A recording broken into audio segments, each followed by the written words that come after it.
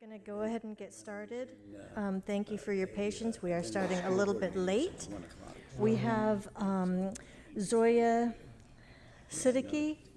I don't know, did I do that right? Siddiqui. Okay. From Sato, and she will be leading us in the pledge. So Zoya.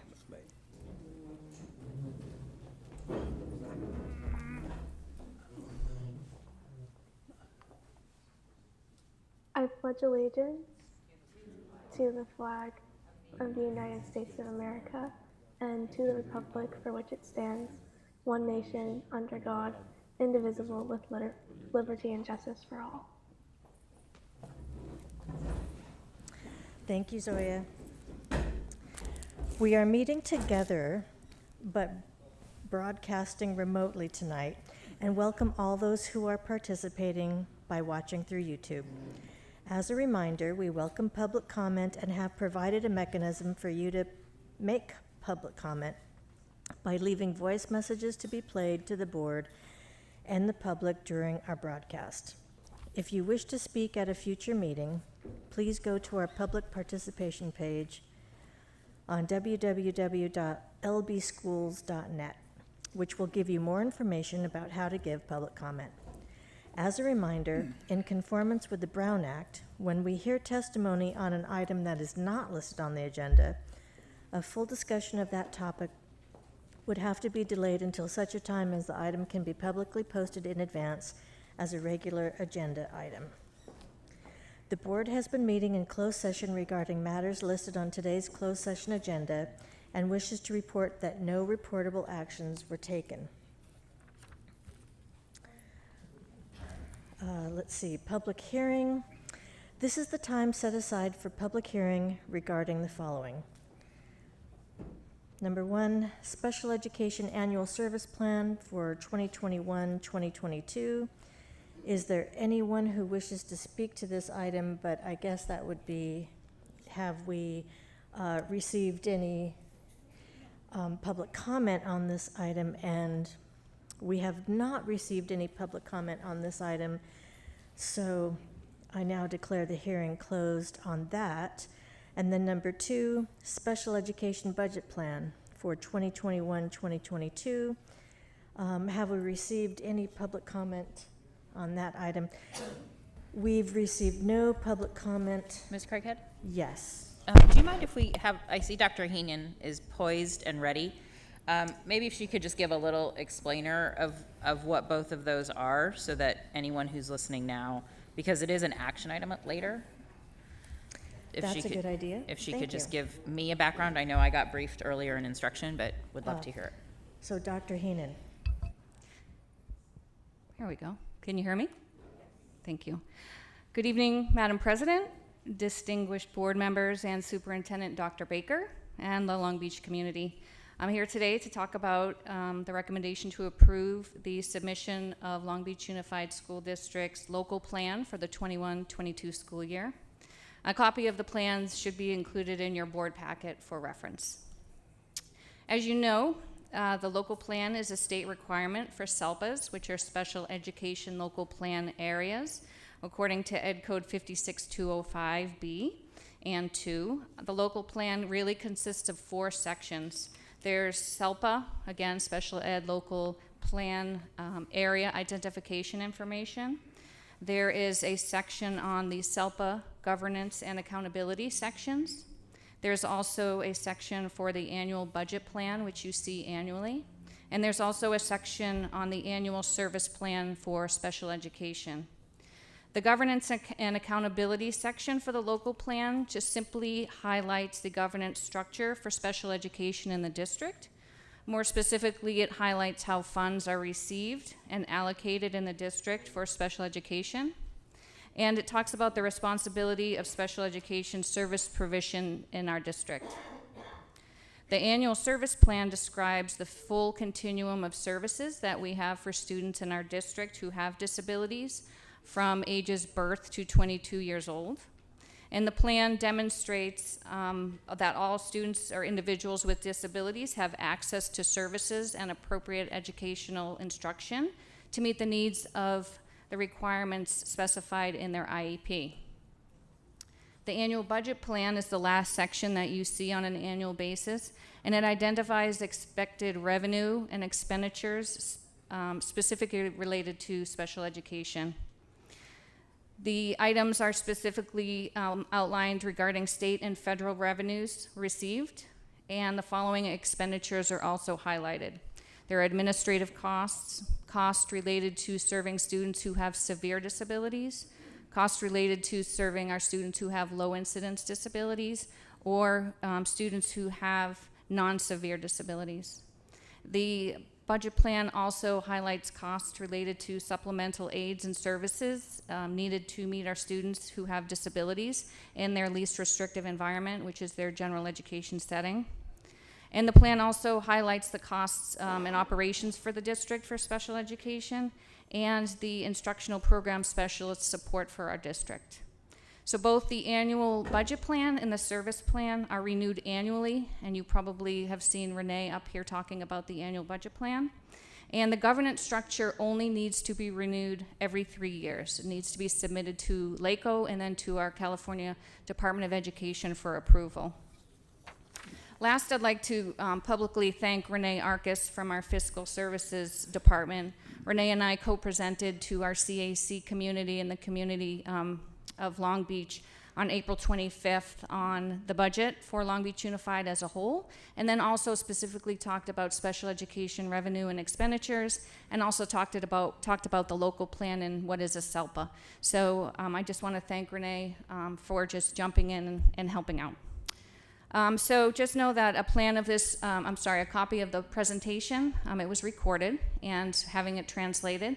So it will be online by Thursday, both in English and Spanish for our community who was not able to be present at that presentation. And once approved, this local plan will be posted on our district website as required by CDE.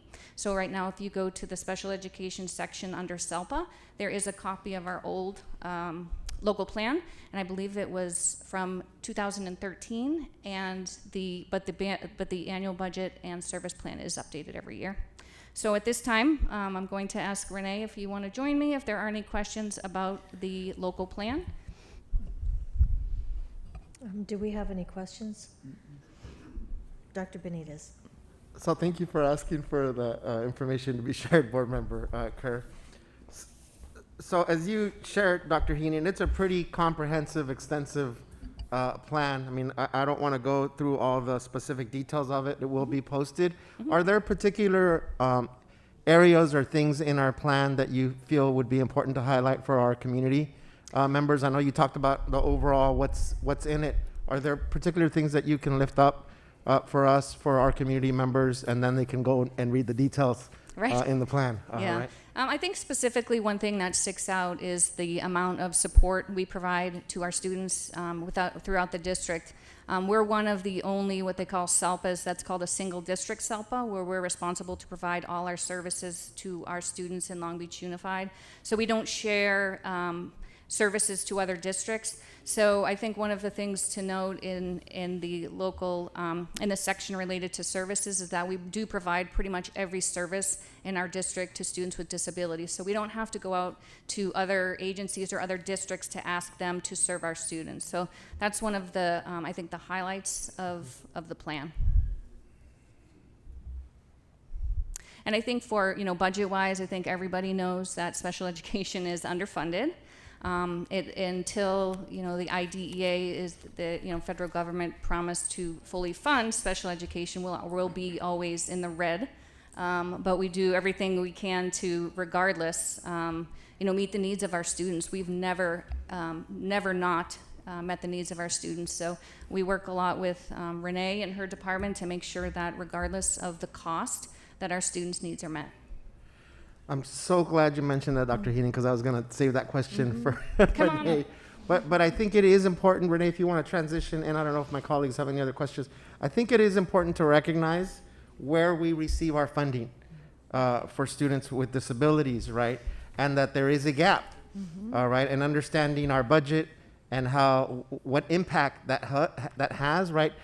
We have a finite number of funds, right, that are insufficient.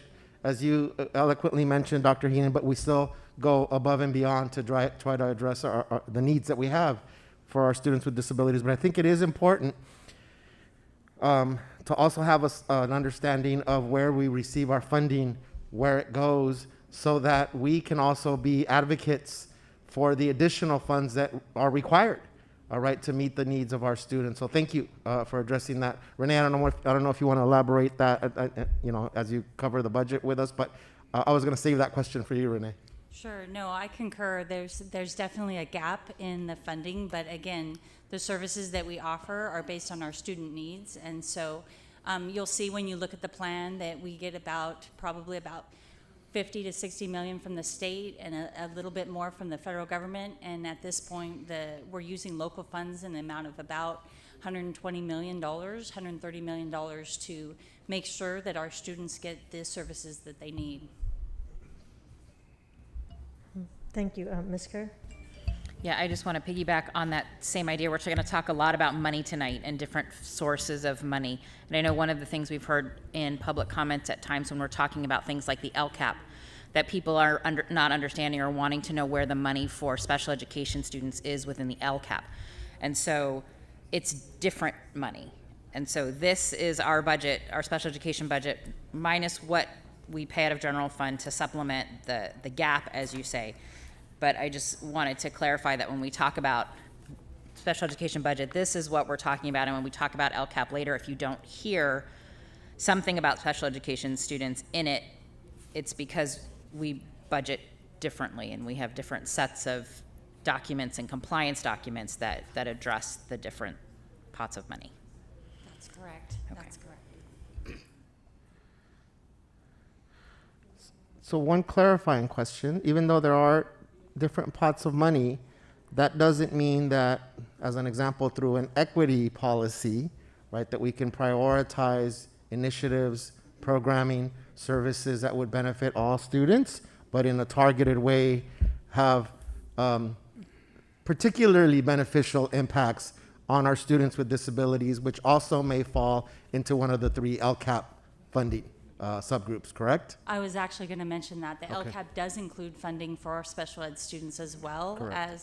actually the LCAP includes funding for all students. So this plan in particular lays out the funding that we receive from the state and federal government and how much that we provide as a local institution. And then it includes all expenditures related to special ed students, which basically span everywhere in our budget. We include those expenditures in our LCAP. We support special education using Title I funds. It's everywhere throughout our budget, but this particular plan is limited to the revenues provided by the state, federal, and our local entity to serve those students. Okay, do we have any further questions? In that case, thank you very much.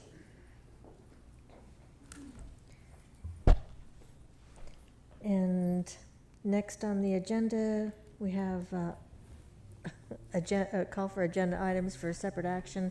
And I am going to make a change on the board meeting schedule.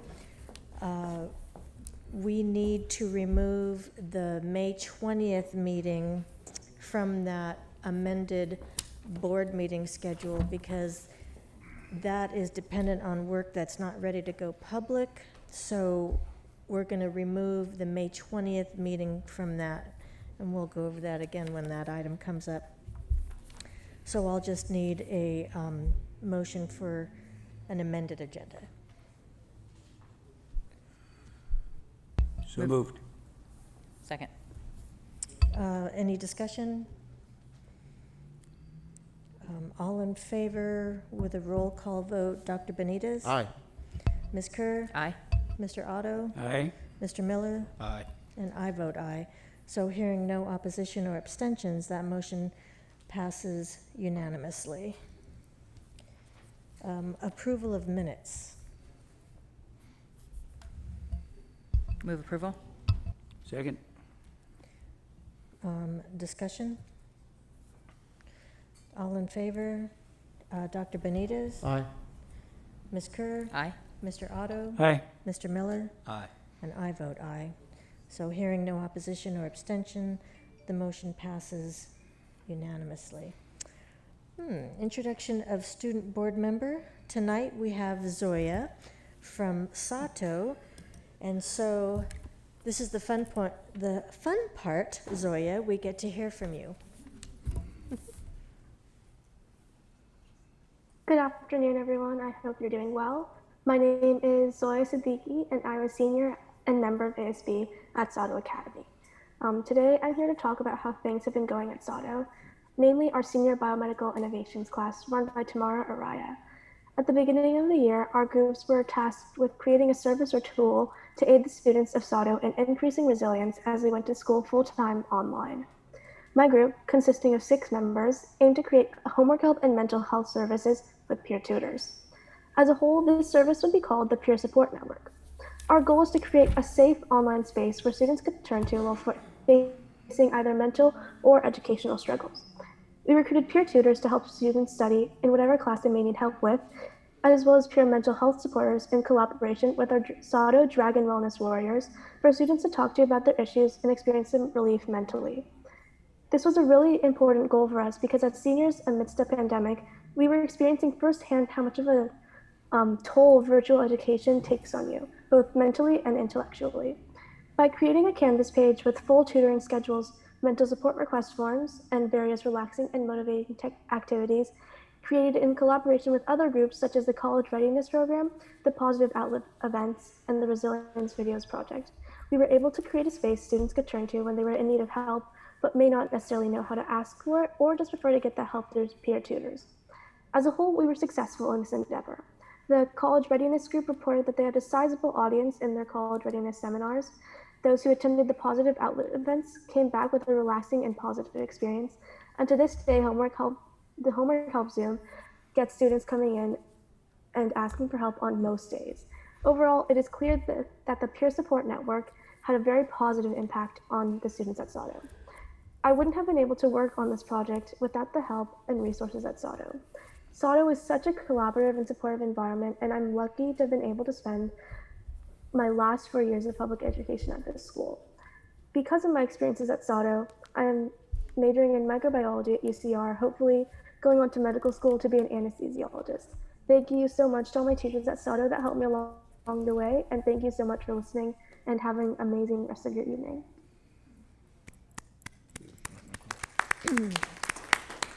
Well, thank you, Zoya, for being with us tonight and for sharing that information. That seems really incredible that you and your peers were able to develop that peer support network, and what a time to do it.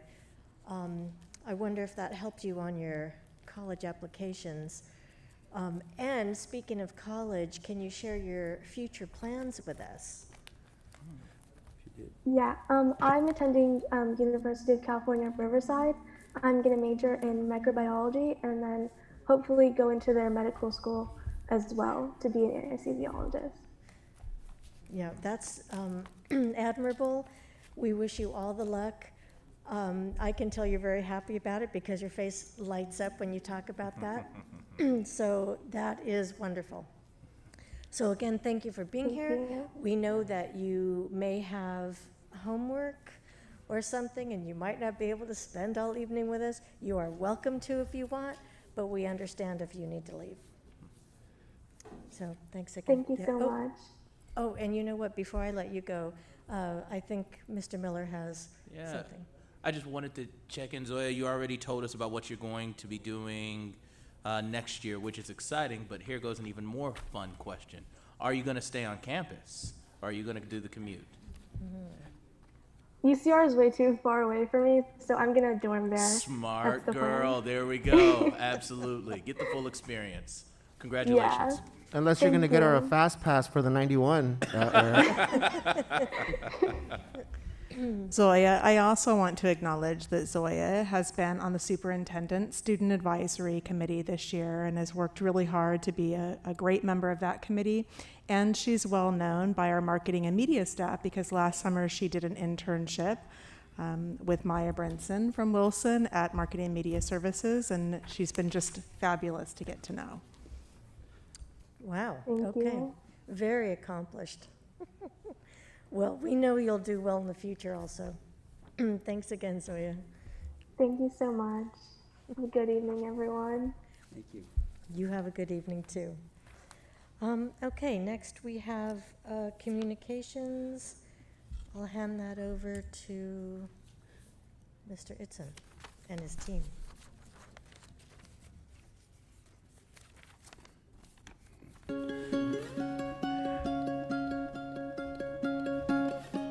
It took a lot of weight off my shoulders just to have someone that's also achieving something with school and then going through the pandemic and also having to reach out to all these different people and do all these different things.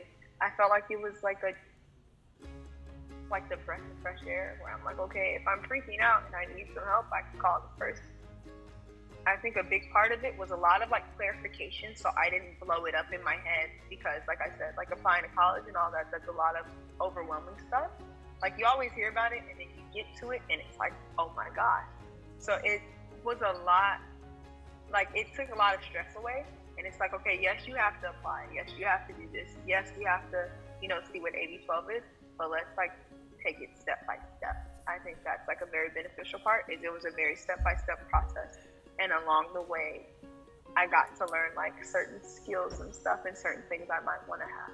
So I got accepted to CSULA, Cal State Dominion Hills, CSULB, and CSUN, which is Cal State Northridge. And then my UCs were UCI. I was very surprised. I got accepted into UC Riverside and UCLA. We did my first resume. We did my rough draft resume, which I learned that you need a cover letter. I didn't know what that was. So I highly recommend that that is something that kind of gets added in. It's hey, do you have a resume? Do you know how to go get your ID? Do you know how to use the DMV website if you haven't gotten it? When you go throughout high school, there's times you've never done this thing and you're able to kind of do it freely in high school.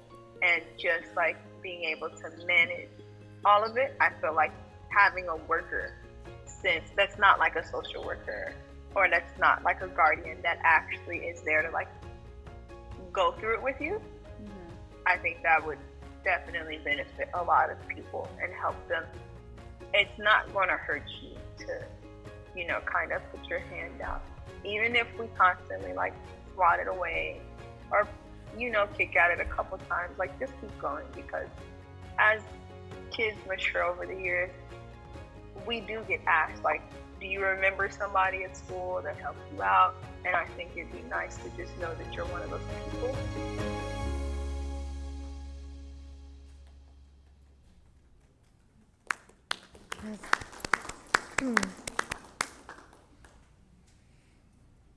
Just want to acknowledge Susana Cortez and the team at Office of School Support Services, Dr. Simon, Dr. Sosa Valderrama, for just really uplifting our students and doing this very important work that allows a student to thrive in the way that has just been expressed. I think it's wonderful that we've added this to the agenda. It's like a bright spot. We kind of front load the meeting with all these wonderful things, our student representatives, and then this part of communications.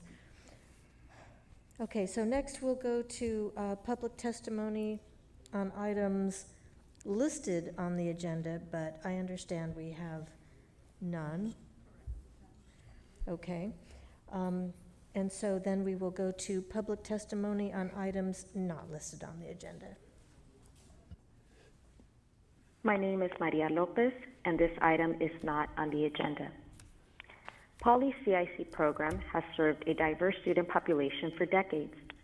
I was among the hundreds of fortunate students of color who participated in a program that prepared me for the challenges of the honors program both at UCLA and at Harvard.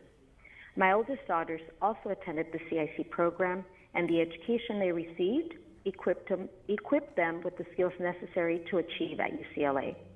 My youngest is currently a student at CIC, and she is on her way to a four-year institution. As you can see, CIC is instrumental in preparing students for higher education. It is critical that the CIC program remains a specialized program with the minimum requirement, GPA requirement, and with the current facilitator, Mr. Inui, leading it. The AP and honor courses that have been offered for years, including AP Seminar and AP Government, must continue to be part of CIC. Rebranding CIC and or integrating CTE to an already successful program would be detrimental to our current and future students. Keep CIC as is and involve your stakeholders, your parents, your teachers, students, and alumni in decision making. Thank you. Dr. Feliz Ortiz Licon, item not on the agenda. Hello, my name is Dr. Feliz Ortiz Licon, resident and parent in Board District 5 and graduate of Long Beach Poly CIC Magnet Program, class of 1994. This is my very first time calling to provide public comment during a Long Beach Unified School District board meeting, but I care deeply about the future of CIC. I'm calling to ask that you keep CIC as a magnet program and not to modify the program into a career pathway. As LBUSD has articulated its commitment to equity, I strongly feel that it is equitable to keep a magnet program located in the inner city that enjoys racial and ethnic diversity and accepts students from across the district. In the 1990s, I was bused from West Long Beach to attend CIC. As a first-generation, low-income Latina student, I can speak volumes of the academic and social benefits gained from my participation in this magnet program. The quality of the courses, the rigor, the racial diversity of the program, all contribute to my personal growth, educational experience, and professional trajectory within the field of education. I know these key pillars continue to serve students like me well because I am one of nearly 10 family members who have gone through the CIC program. As children of immigrants, I am proud to say that family members have attended schools like UCLA, UC Berkeley, Irvine, Harvard, Santa Clara, to name some. All of this because of CIC. CIC is truly a family tradition, and we are the students that equitable initiatives are seeking to reach and serve first generation, students of color, English learners, low income, but also students with immense talents and potential. This is the program that LBUSD students deserve to have in their school site. I believe that CIC should remain as a magnet program, not only at Poly, but it really should be expanded and replicated to other high schools. I also strongly urge the school and leadership and district leadership to conduct an open and transparent process that involves students, parents, and teachers. Listen to the families of LBUSD. Please put down the scripted talking points and have an open and honest conversation with stakeholders. Address their concerns, problematize together, and move collectively towards equitable solutions. I ask that you save CIC. Thank you very much. Anais Lopez, item not on the agenda. As a former student and president of the CIC Academy, I urge the board and the superintendent to keep the CIC program intact with all magnet, AP, and honors aspects that have made the program successful for decades. As the former president of CIC, I understand firsthand how the program shapes the trajectory of students' academic careers. Serving students of diverse ethnic, racial, and socioeconomic backgrounds, the CIC program, as a magnet program, is crucial in ensuring students excel and go on to attend 4 universities. The rigor of CIC prepared me to attend and graduate from UCLA with the highest honors and chancellor's recognition. CIC teachers and Mr. Inui pushed me to be the best version of myself academically and in my extracurriculars. The CIC program and all magnet programs in LBUSD are essential in ensuring that our students receive a well-rounded college prep high school experience that gives them the tools and knowledge to apply, be accepted, and attend America's top universities. Again, I urge the LBUSD school board to ensure that CIC remain a magnet program that offers students the AP and honors classes that have been offered for years, and that the program is not transitioned to a non-magnet CTE academic style academy. Thank you. Jenny Choi Koo. Item not on the agenda. Hello, my name is Jenny Choi Koo, and I have a 9th grader at Poly CIC. I'm imploring the district to examine and disclose with full transparency the decision to change the CIC program at Poly High School from a magnet program to a CTE program in the coming years. Changing CIC from a magnet program to a CTE would not only marginalize a broad spectrum curriculum based on global perspectives, it will also disenfranchise the student population. Furthermore, it will undermine the effort to expand and strengthen an education curriculum incorporating race relations and global empathy. I am also requesting that the actions and decisions of Poly administration be scrutinized and reviewed for conduct that is misleading and unfair. Thank you. Hello, my name's Tony Brown. I have 3 kids in Long Beach Unified School District, 1 in high school, 1 in middle school, and 1 in elementary school. My middle school student really wants to go to CIC. And I'd like to address an item that's not on the agenda, which is CIC. He's an academically inclined student who also wants to pursue his interest in music and athletics. And there's no other program for him in the district that suits his needs and that allows him to explore those other interests of his at the same time that he gets to do excellent academics. He doesn't want to go to school with a career path because, frankly, he's not sure what career he wants to pursue at this point. So I encourage you, for students like my son, to consider, making sure that CIC remains in place, because I think there are a lot of other kids who are like that. The second thing I'd like to say is I encourage you also to please be honest with the parents, because, how did we get here? A lot of parents are worried that the school district is going to close CIC. And the school district keeps saying, we have no plans to do that. It's not true. We know that you have plans to do that and that you've been discussing turning CIC into a career pathway school. So please just be honest with the parents, because whenever you say stuff like that, we just don't believe you. And it's creating a terrible situation where the parents don't trust what the school board is saying, and the school board is the one that is creating the situation. So please let us know what your goal is with CIC. And if your goal is to close CIC, I strongly encourage you not to do it. It's one of the best programs in Long Beach, and it has a long history and tradition of sending the smartest and most creative kids in Long Beach to great schools, and brings a lot of pride to Long Beach. So please keep it in place and be honest with the parents. Thank you. This is Daniela Maya. The item is not on the agenda. I am a PACE graduate from the class of 2020. I do not believe that programs like this should be removed, as they give a lot of advantages to many students into getting into top universities. Many of my peers got into Ivy League universities. I myself got into UCLA. Because of these programs, we are at an advantage, which many students like me and my peers deserve it. Removing these programs would just take away those opportunities for many of the students to progress.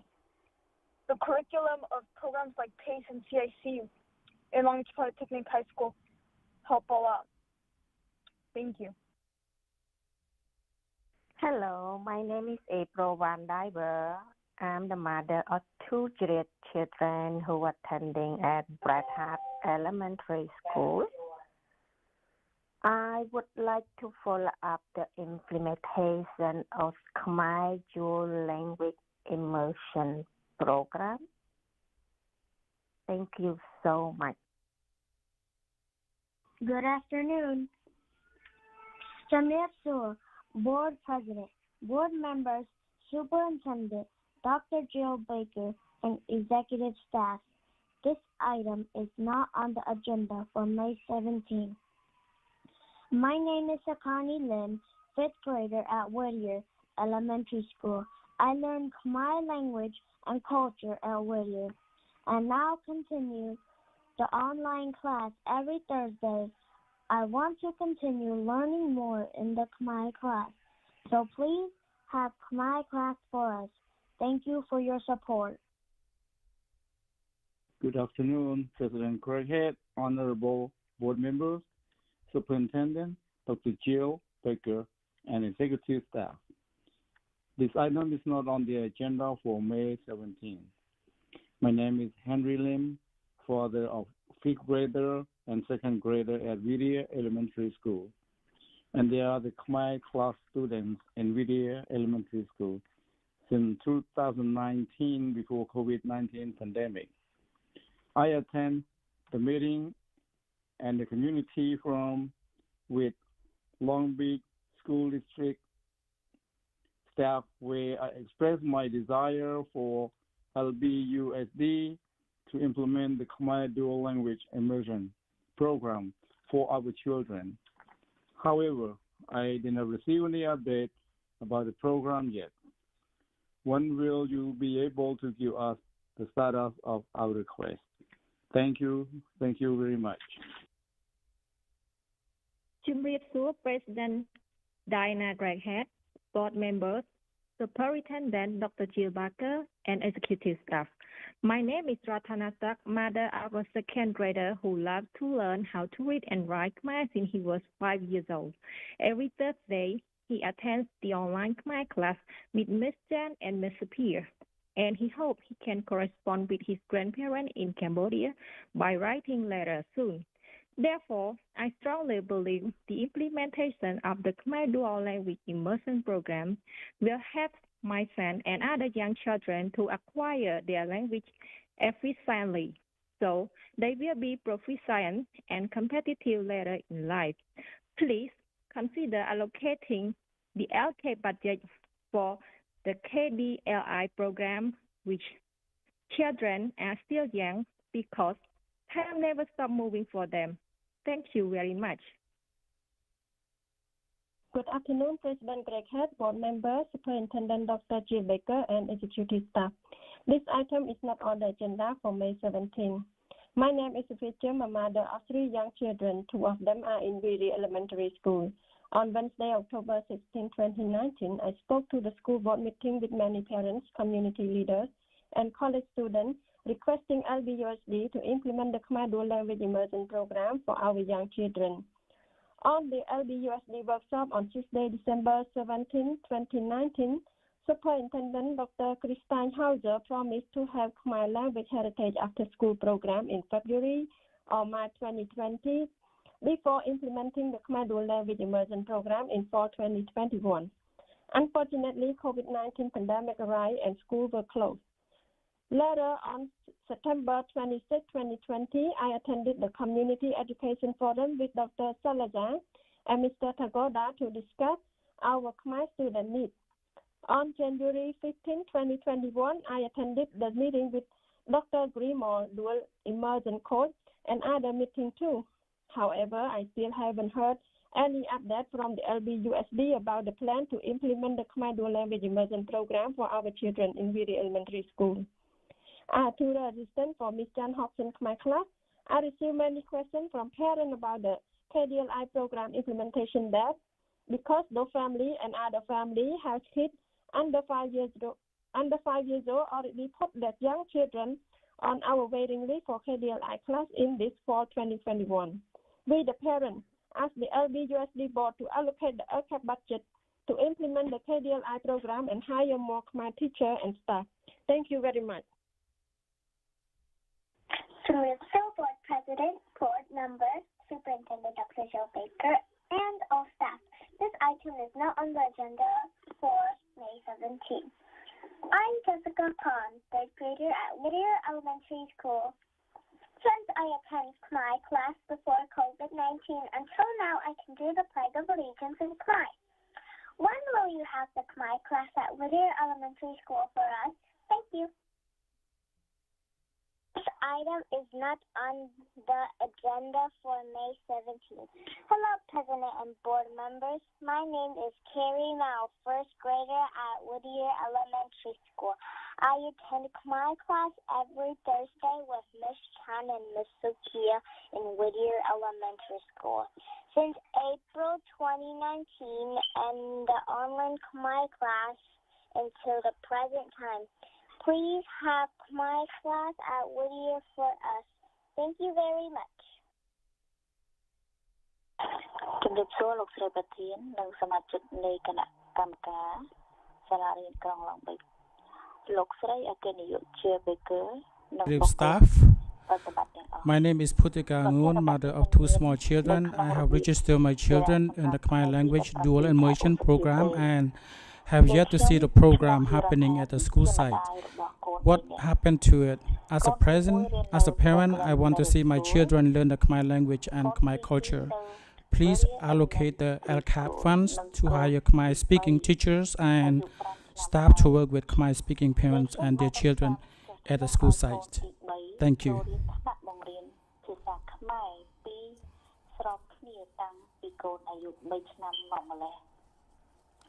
តែមិនទាន់ឃើញមានកម្មវិធីនេះកើតឡើងសោះដូច្នេះនាងខ្ញុំសូមជម្រាបសួរដល់គណៈកម្មការសាលារៀនថា The information that she's saying is already translated into English, so I read from it. Thank you. Good afternoon. My name is Chiang Mai Chon, a Long Beach Unified School parent with a 4-year-old kid who study at the Jefferson Leadership Academy Middle School. Good evening, Board President Diana Craig, Board Member Superintendent Dr. Jill Baker, and executive staff.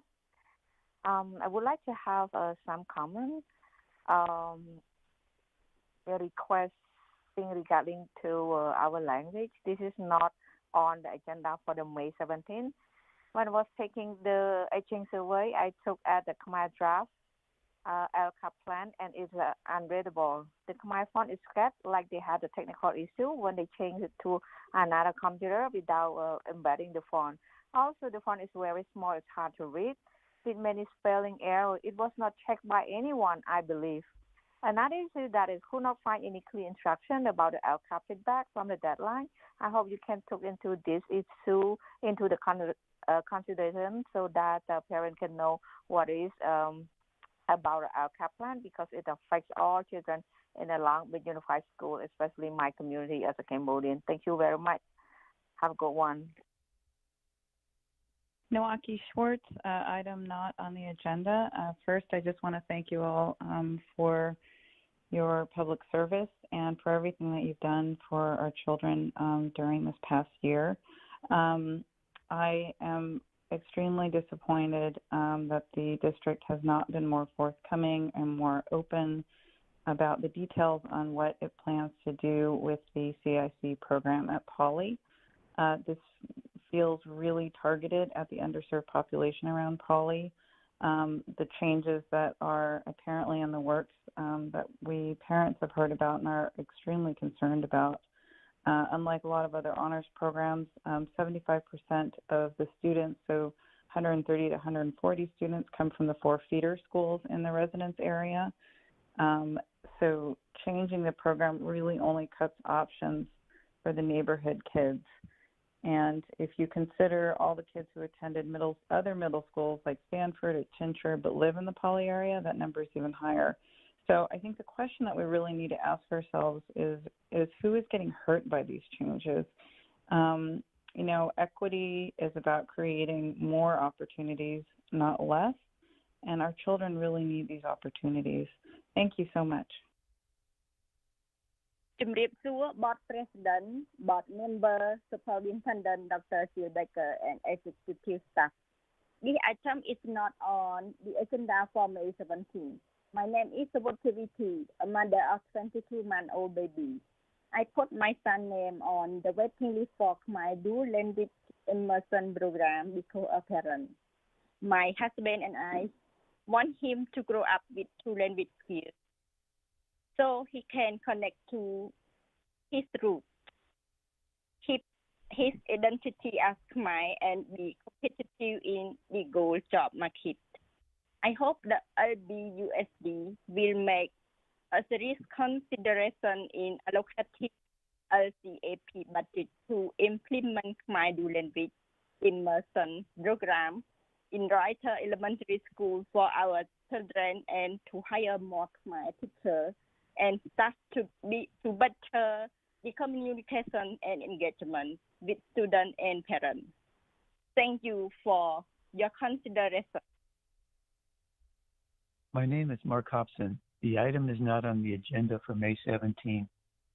Good afternoon, Board President Diana Craighead, board members, and Superintendent Dr. Jill Baker. I would like to request LBUSD to implement the Khmer Dual Language Immersion Program in Whittier Elementary School. It is important for the next generation to be biliterate in English and in Khmer. If they are fluent in both languages, they can learn about their culture and history, and they will be competitive in the global job market when they join the workforce. Therefore, please allocate the LCAP budget for the implementation of the Khmer Dual Language Immersion Program in Whittier Elementary School. Thank you. សូមជម្រាបសួរ Board President Diana Craighead, Board Member Superintendent Dr. Jill Baker, and Executive Staff. My name is Charles Song, Long Beach Unified School District Community Member. I would like to request Long Beach Unified School District to implement the Khmer Dual Language Immersion Program in Whittier Elementary School so the next generation will be biliterate in English and in Khmer. It is important that they are fluent in both languages so they can learn about their culture and history, and they need to be competitive in the global job market when they join the workforce. Therefore, please allocate the LCAP budget for the implementation of the Khmer Dual Immersion Program in Whittier Elementary School. Regarding the LCAP budget, I look at the Khmer draft LCAP plan and notice it has several serious issues. First, the font is scattered like it was covered to PDF on a computer with the wrong Khmer font. It looks like they moved it to another computer without embedding the font. Second, the font is very small and hard to read, and I noticed very many spelling errors. It obviously was not second-checked by anyone. I hope you can look into these issues right away. All parents need an equal chance to read the LCAP plan because it affects all children in the Long Beach Unified School District. Thank you very much. Hello, Board President, Board members, and Superintendent Dr. Jill Baker and Executive Staff. This item is not on the agenda for May 17. My name is Chun Che, and I am a proud father of a kindergartner at Signal Hill Elementary School, and our family also has a 8-month-old baby. I want my children to learn and understand the Khmer language as well as Khmer culture. Therefore, I would like to request LBUSD to implement Khmer Dual Immersion Program for our children. Thank you. Have a good day. Goodbye. Emma Switzenberg, item not on the agenda. Hello, Long Beach Board of Directors. I wanted to contribute my piece about the changing of CIC as an outgoing Poly CIC senior. I've been in the Poly CIC program for the past 4 years, and I can say without a doubt that if not for this program, I would not have come to Poly. CIC as a magnet program at Poly has given me and my fellow classmates all the resources we need to be the best we can be. CIC is such a special program because it gives us students flexibility. If we want to achieve the same honors and rigor as our classmates, we may know the PACE program we are able to, but if we know that we are not up to that challenge, we are not forced to meet that standard. Most magnets present such a strict curriculum, but when preparing students for the real world, the board needs to realize that there will never be any job where everything we are supposed to meet is presented to us, as many of the magnet programs do. In life, we will either have to rise to the challenge or fail and learn from that loss, and CIC is special because it is structured in this exact way. We either rise and succeed or we wither. We need this exposure to real-world treatment and the ability to prove ourselves in a safe setting. Furthermore, turning CIC into a specialized program would take away another special aspect of the pathway, the ability to learn and develop our own passions on whichever career path we choose. Having students choose a pathway based on what they wish to do in the future is unrealistic. Since being in 8th grade, I've changed my career path more than 8 times. Almost everyone I know now, even as an 18-year-old senior, still doesn't know what the heck they want to do with their lives. CIC is special because it never made us choose our entire futures prematurely at the age of 13. The only other program available like that at Poly is PACE, and PACE is rigorous, and most people, including myself, would not be up to that challenge. Turning CIC into a specialized program would disrupt a safe space for learning and developing students and take away one of the most special pathways at Poly. It would destroy the legacy of something so unique and so special, the legacy of thousands of students who have learned and developed under the pathway, and the legacy of all the would-be students whose lives, even if unknowingly to them, would have been completely changed because of this amazing program. I know the intentions of the board are in the right place, but creating a new name and specialty will never and has never in the past been the solution. It is a short-term solution to a long-term goal. And though this may not affect you personally, this affects a group of people bigger than yourself. I implore you to think about the history you are erasing, both past, present, and future, through the changing of titles and the lives you are changing, not necessarily for the better. Thank you for your time, and I hope you consider my statement while going further with this process. សូមជម្រាបសួរលោកស្រីប្រធាននិងសមាជិកនៃគណៈកម្មការសាលារៀនក្រុងឡុងបិចលោកស្រីអគ្គនាយកជាបតើនិងបុគ្គលិកប្រតិបត្តិទាំងអស់នាងខ្ញុំឈ្មោះពេជ្ជកាងួនជាម្ដាយរបស់កូនតូច2នាក់ខ្ញុំបានចុះឈ្មោះកូនដើម្បីរងចាំចូលរៀនក្នុងកម្មវិធីបង្រៀនភាសាខ្មែរពីរស្របគ្នាតាំងពីកូននៅតូចហើយឥឡូវនេះកូនច្បងមានអាយុ75ឆ្នាំហើយប៉ុន្តែនៅមិនទាន់ឃើញមានកម្មវិធីនេះបានកើតឡើងនៅសាលារៀនទេសាលារៀនវិទ្យាទេតើពេលណាទើបកម្មវិធីនេះចាប់ផ្ដើមមានដំណើរការពីព្រោះកូនតូចៗរបស់នាងខ្ញុំមានការធំលូតលាស់ជារៀងរាល់ថ្ងៃយើងខ្ញុំជាឪពុកម្ដាយពិតជាចង់ឃើញកូនមានឱកាសនឹងរៀនភាសាខ្មែរនិងវប្បធម៌ខ្មែរណាស់សូមមេត្តាបែងចែកថវិកា income CAP សម្រាប់ជួយគ្រូនិងបុគ្គលិកខ្មែរដើម្បីសម្រួលដល់ការទំនាក់ទំនងរវាងកូនសិស្សនិងឪពុកម្ដាយខ្មែរនៅតាមសាលារៀនចាសសូមអរគុណ Greeting President and members of the Board of Education, Superintendent Jill Baker, and executive staff. My name is Putika Ngun, mother of 2 small children. I have registered my children in the Khmer language dual immersion program, and when one of my children was young, and now he is almost 5, and have yet to see the program happening at the school site. When will it start? As a parent, I want to see my children learn the Khmer language and the Khmer culture. Please allocate the LCAP funds to hire Khmer-speaking teachers and staff to work with Khmer-speaking parents and their children at the school sites. Thank you. We have time for one more.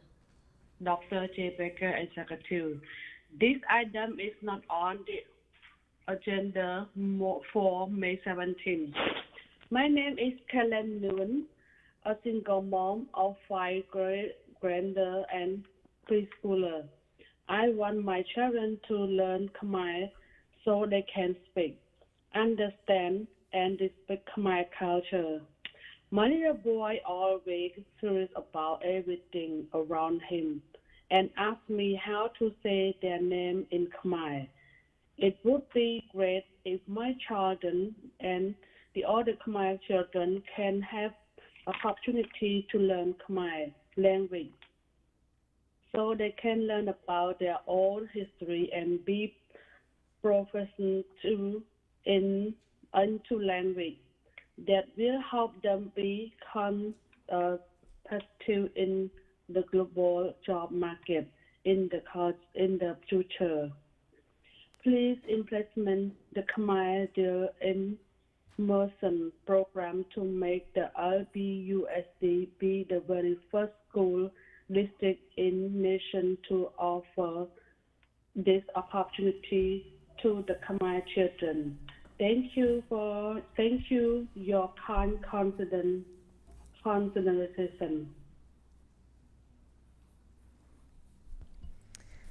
Okay, that concludes our time for public testimony on items not listed on the agenda, and I think, Dr. Baker, you had something you'd like to say. Thank you, President Craighead. I'd just like to provide a clarification regarding the Poly CIC program.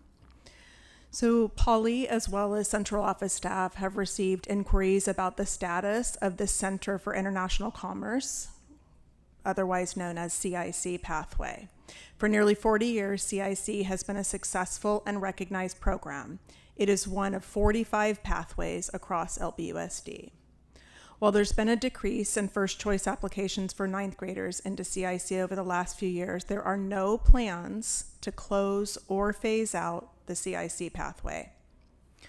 All of our high school pathway teams are challenged to work together to ensure that the pathway theme and program provide students with a rigorous and relevant academic experience. While the CIC team has been discussing for several years how to improve CIC, there have been no decisions to change the CIC program. Something else I'd like to clarify on behalf of the good work across our high schools. I'd like to clarify a point that's continued to be raised about career technical education in our high schools. Career technical education, or CTE, courses are embedded into most of our district pathways.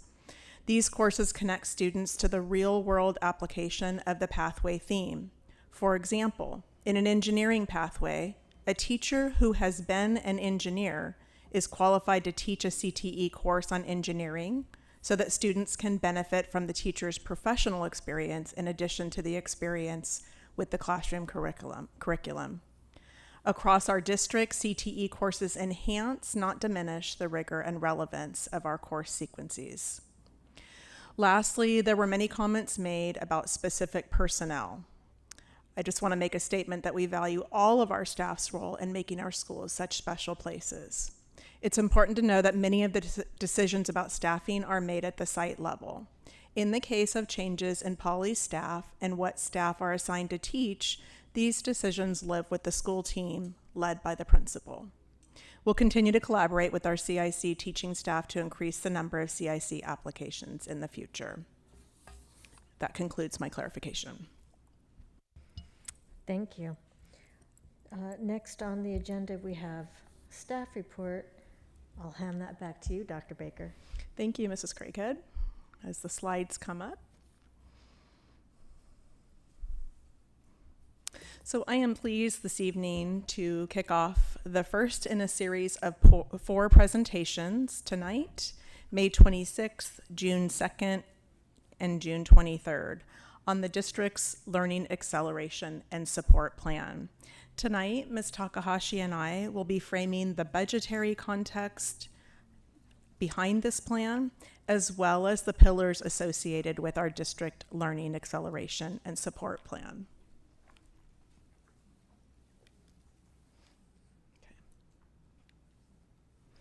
All right. This is an important moment for us as our district comes out of the pandemic year of learning. And so I just want to spend a moment talking about the why of this plan. You've heard many times we've talked about excellence and equity. This plan is an opportunity for us to operationalize our values of excellence and equity, to reset expectations for how all of our students experience our schools. For example, examining and refining the core program that students experience in every classroom across our district. It's also an opportunity for us to address the needs of students who struggle, whose needs have not been met, and those who need more support than ever. And it's an opportunity for us to address long-term issues of systemic inequities and harm. I was recently asked for my quote around a document or a plan that was being produced by Californians for Justice about equity in coming out of a pandemic. And I said, there's never been a more important time for us to focus on relationships and racial equity than in this moment. Our students are depending on us to walk with them and to help them have hope for the future. This plan is the framing of Long Beach Unified's approach to the next several years of learning acceleration and support. I want to make clear that this is not a required plan. So on this slide, you will see 3 of the different plans that we are often talking about and come to you for approval. That is, first, the 2 different versions of the LCAP, the Learning Continuity and Attendance Plan, which was this year's LCAP, and then the Local Control Accountability Plan, which is the plan that you are actively reviewing for approval in June. Secondly, the Expanded Learning Opportunities Plan, which is due to the state by June 1st. And lastly, we often talk about schools' single plan for student achievement. All of these are required plans. They all have a very strict compliance and approval process and review that goes with them. However, this plan that you will hear about over the next 4 board meetings is not a required plan. It demonstrates the district's vision and commitment to excellence and equity in the years to come. And so to frame this part, the next part of this plan, you're going to hear from Ms. Takahashi and perhaps Ms. Arcus about the budgetary aspects of the Learning Acceleration and Support Plan.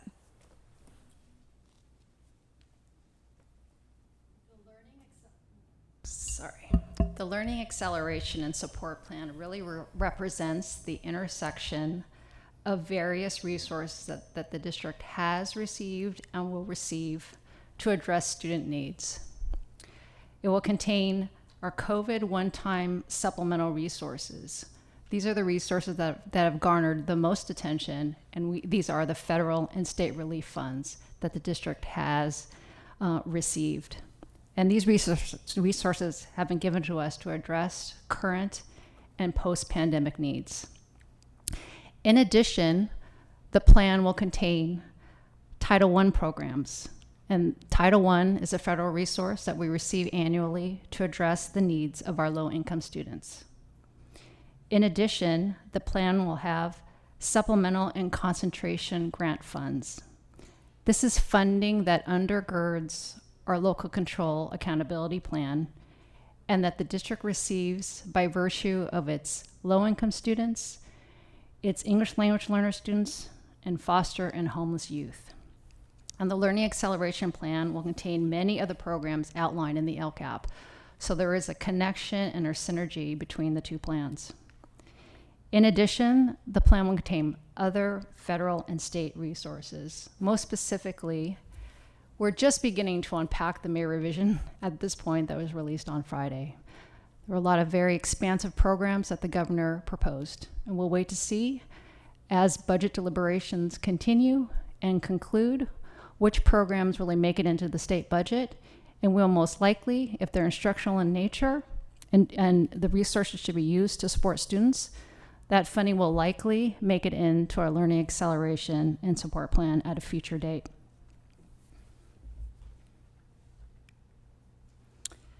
We know that there's a lot of interest around the one-time relief funding that the district has received. The district has received funding through the 3 economic stimulus packages passed by Congress. Federal Stimulus 1 that was passed March 2020, that's the CARES Act funding. In addition, in Federal Stimulus 2, that was passed in December of 2020, and we call that the SRSA funding. And lastly, the Federal Stimulus 3 that was just passed in March, that's the ARP funding, the American Rescue Plan funding.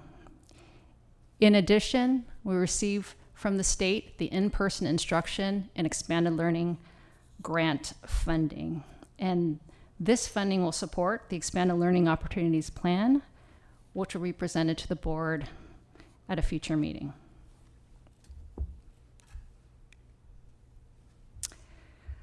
So this is how we're distributing the COVID one-time supplemental resources amongst the various fiscal years. You'll see it on the left, you'll see the various federal stimulus programs, as well as the in-person instruction and expanded learning grant program from the state. So you'll see going from left to right, you'll see the expiration dates for the various funding sources.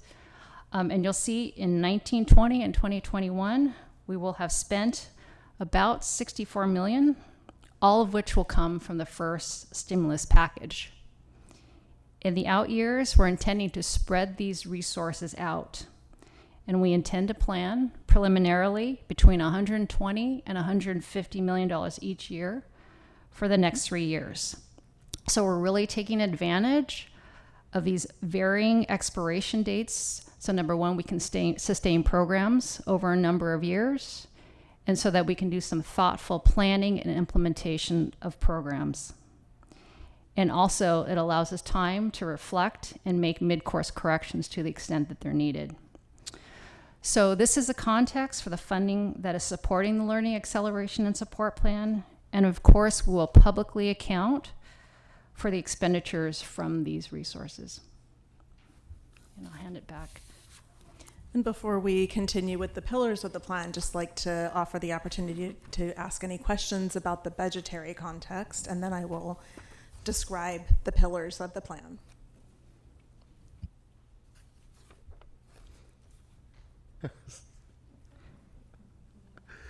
Thank you to both of you for that. So I have one general question about the approach and thinking behind the budget. I know we haven't gotten to the pillars yet, and that'll be a nuanced. And a specific question regarding the other three plans that were referenced, Dr. Baker. So when we see the other three plans, when we go through the process of approving those plans, will the budget as it's presented, Yumi, get reflected the same way with those plans? Are they all is it an all-encompassing? Let me rephrase this. What aspects of this budget, the way it's lined out year by year, will show up in the LCAP as an example? So the LCAP that's going to be before you is about a $120 million plan. Okay. All the expenditures that are supported in the LCAP will be detailed for the public. Okay.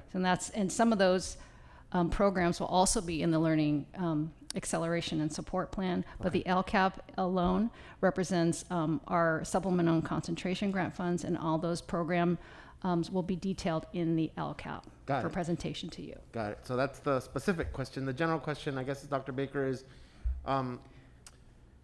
is there a way for us in the next couple of meetings to get some visual to not have to go back and forth between like this sort of broad budget, LCAP, our own budget adoption process? Sure. And actually, one of the reasons why we wanted to present in the next 4 meetings is so that you all would have a perspective that's more holistic than just looking at one program at a time. Yeah. So that's definitely something we can do. Perfect. Thank you.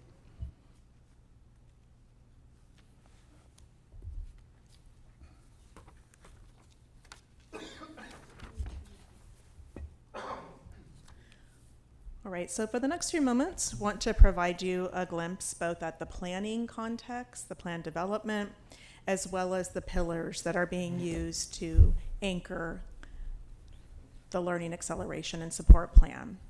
In terms of plan development, while I won't read this slide to you, you can see that this plan has been developed based on the examination of student needs, pre-pandemic needs, during the pandemic needs, and the data that we have about students coming out of the pandemic. Also reflected, this plan is informed by engagement processes that started in the fall and that continue all the way through May 20th, when we will end a thought exchange that's taking place right now.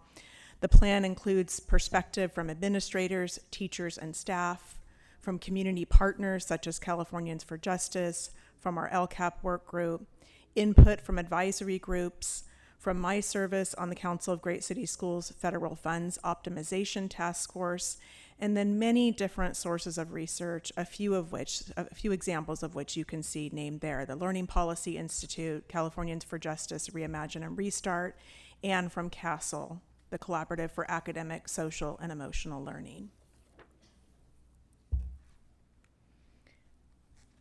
In our development work, there are 4 pillars that are being used to describe 4 areas of work that we will make investments in, that we will have projects in, and that we will monitor. Those areas are academic acceleration and supports, social emotional learning and wellness, engagement and voice, and an infrastructure for the future. And so today, we will not go into great detail, but just want to take the opportunity to just share a bit about each of those pillars and what it will represent in the plan. The first pillar, again, I won't read this to you, but academic or learning acceleration and support, will be an intentional strengthening of our core program. So while much of the investment will be made for interventions, we also see this as a great opportunity to redesign curriculum, to enhance our pedagogical practices across every classroom in the district, and to think about a restorative restart and the anchoring of social emotional learning across our district. Secondly, in addition to strengthening the core, this is the opportunity to take our equity agenda, the upcoming equity policy, and what we know our students are depending on to take this equity lens and develop systematic supports for students who need that support. The second tier focuses on social emotional well-being.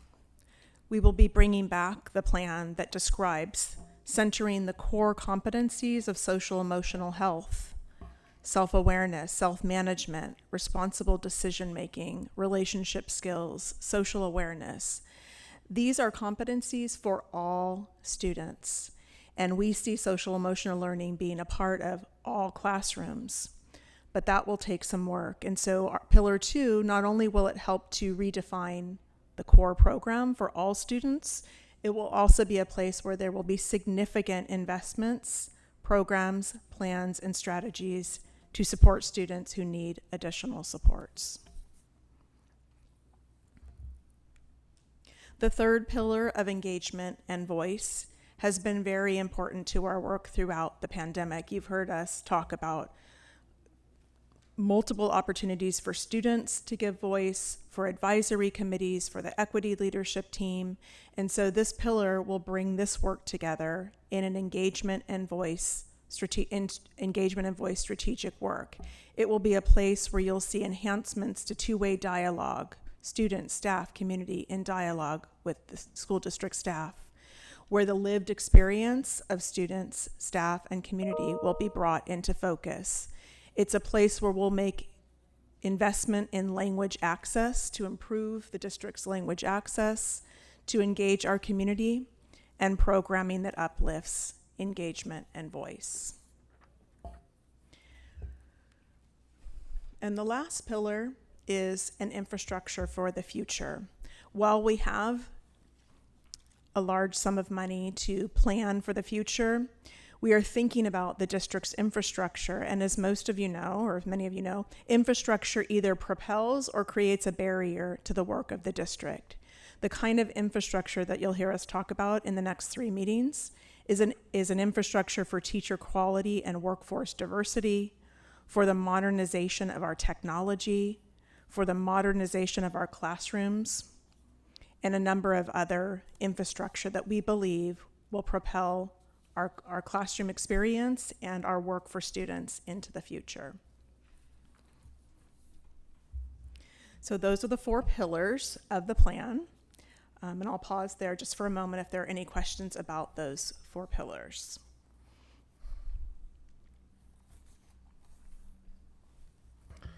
So Dr. Baker, you've mentioned it in terms of your goals, in terms of some of the specific interventions and programmings that we are embarking on. Dr. Brown has mentioned a lot of this.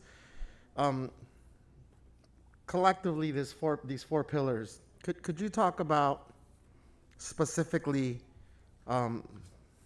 your vision, are advancing these 4 pillars to address specifically like issues around systemic racism, structural inequalities,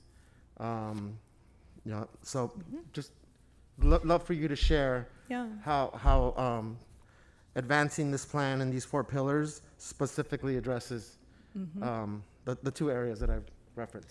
And I'll go back to just when I think about our why of excellence and equity. And this is an opportunity for us to actually show the public our commitment to excellence and equity, for undoing harm that has been done, for looking at systemic issues as you've called out.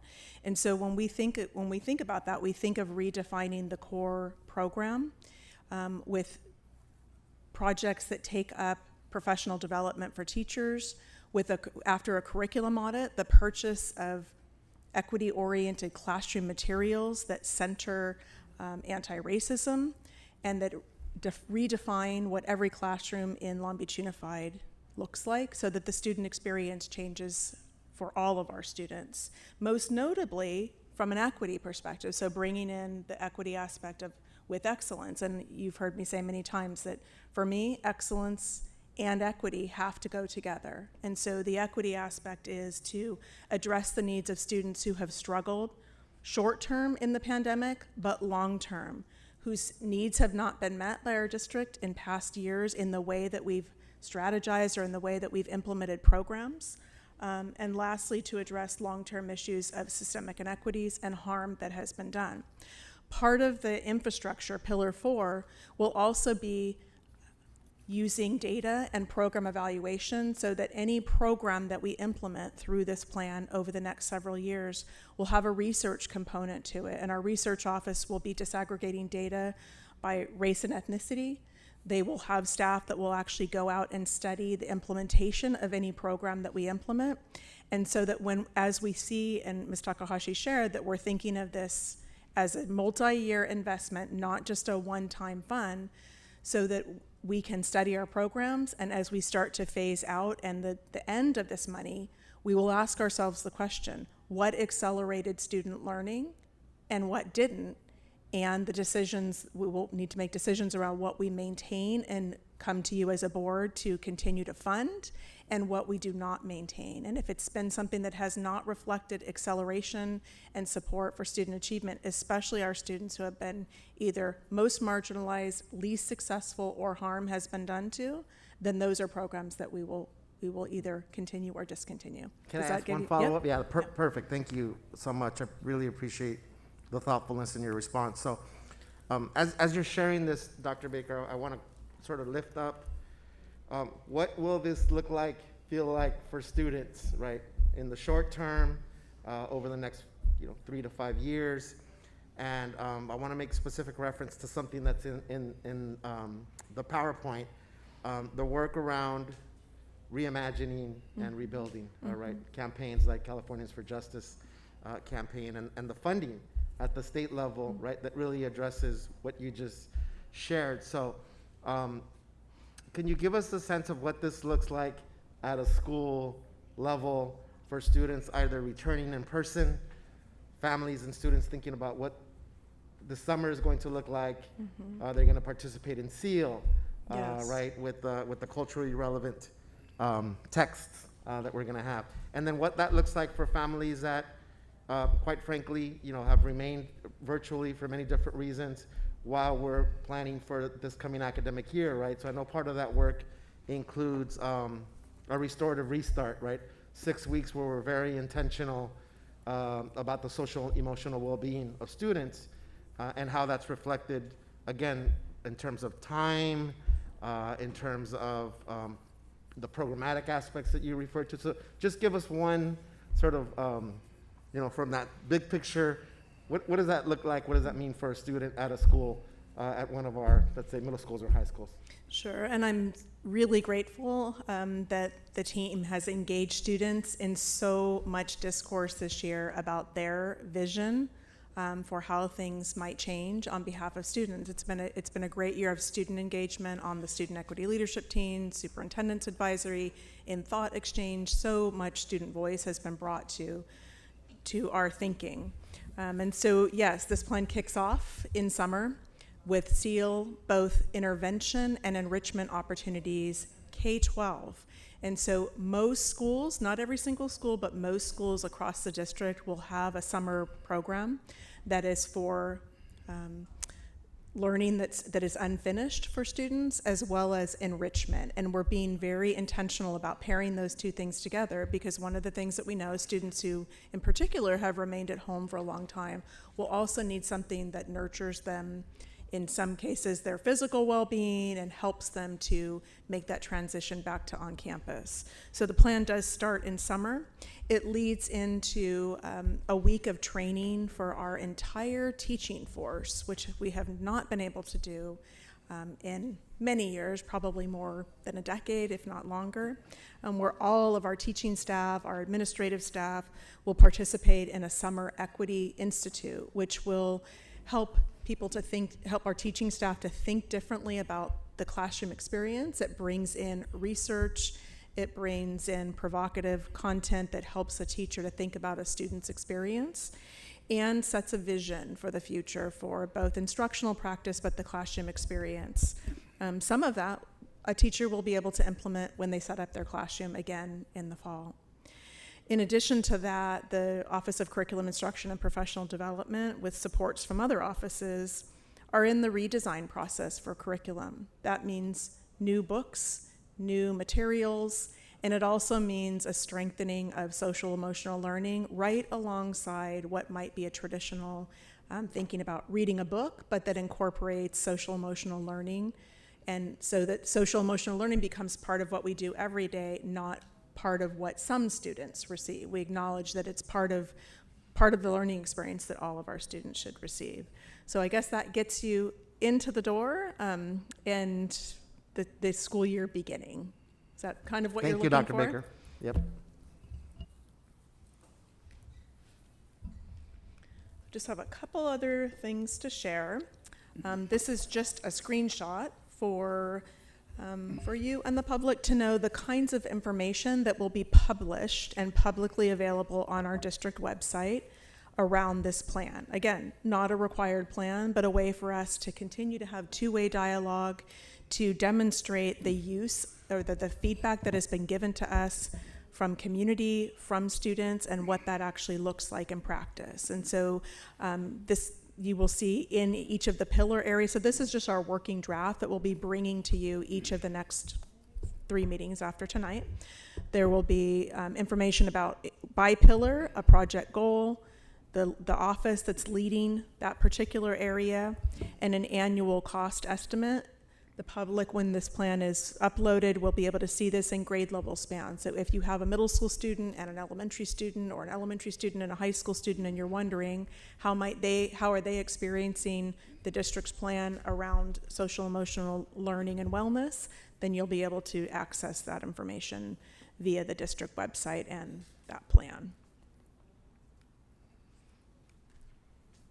And then lastly, there's often a question about how all of these funds are being spent. So the District Learning Acceleration and Support Plan, think back to the slide that Ms. Takahashi showed you with the concentric circles, 4 circles that are, and actually let me just go back to it quickly, if I can.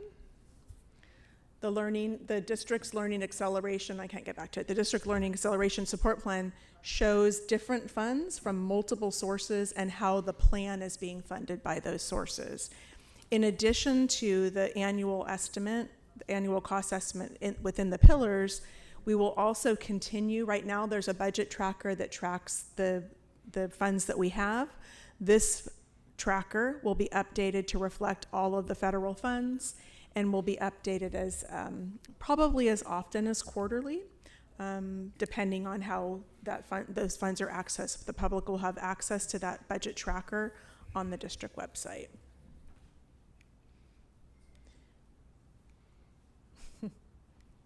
Thank you. So just to leave you tonight's the framing up of this plan so that you would have clarity about where we're headed. You would be able to think about questions that you want to ask in the future. So I want you to know the timeline and the next steps. You will likely know that there's a thought exchange that is out in our community right now that's gathering input from teachers, administrators, students, and community. This is not a one-time opportunity. When we come back to you in the weeks ahead, that is to launch the first version of our plan, but what we know is we'll be able to continue to take input and incorporate that input and feedback because this is our plan. This is not a required plan that has to be submitted on a specific timeline. We will be able to be flexible in adding feedback and using community feedback for our plan. May 26th, next week, when the Board of Education, assuming the Board of Education approves tonight's new business item to add a board meeting specifically to address and to hear community input on the LCAP, we will also bring back to you a draft of the project template for the Learning Acceleration and Support Plan, so you can see those side by side. So you might be thinking, well, I don't see a big enough investment in the LCAP around foster youth. However, you will see a large investment in foster youth in the District Learning Acceleration and Support Plan, so you can start to see how these plans go together.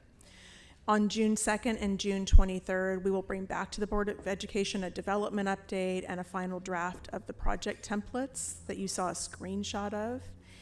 And then our plan is July 19th will be the publication of our plan. That's also a Board of Education meeting. And then by August 1st, we plan to have the plan available on the district website, translated for language access by our community. And so we've got a busy 6 weeks ahead as a district team, but this is what you can count on in terms of the timeline and next steps that you will hear from us on our plan. So I welcome any other questions. Mr. Otto? Great, thanks. Great presentation. It's very detailed, very complicated. I'm getting lots of questions in my district about, I'll call them meta issues. People want to know what we're doing about safety and return to school, and is it all working out, and are students coming back?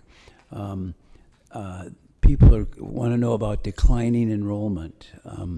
Are we losing students, and if so, do we know why? Where are they going? Are they going to homeschooling? Are they going to other districts?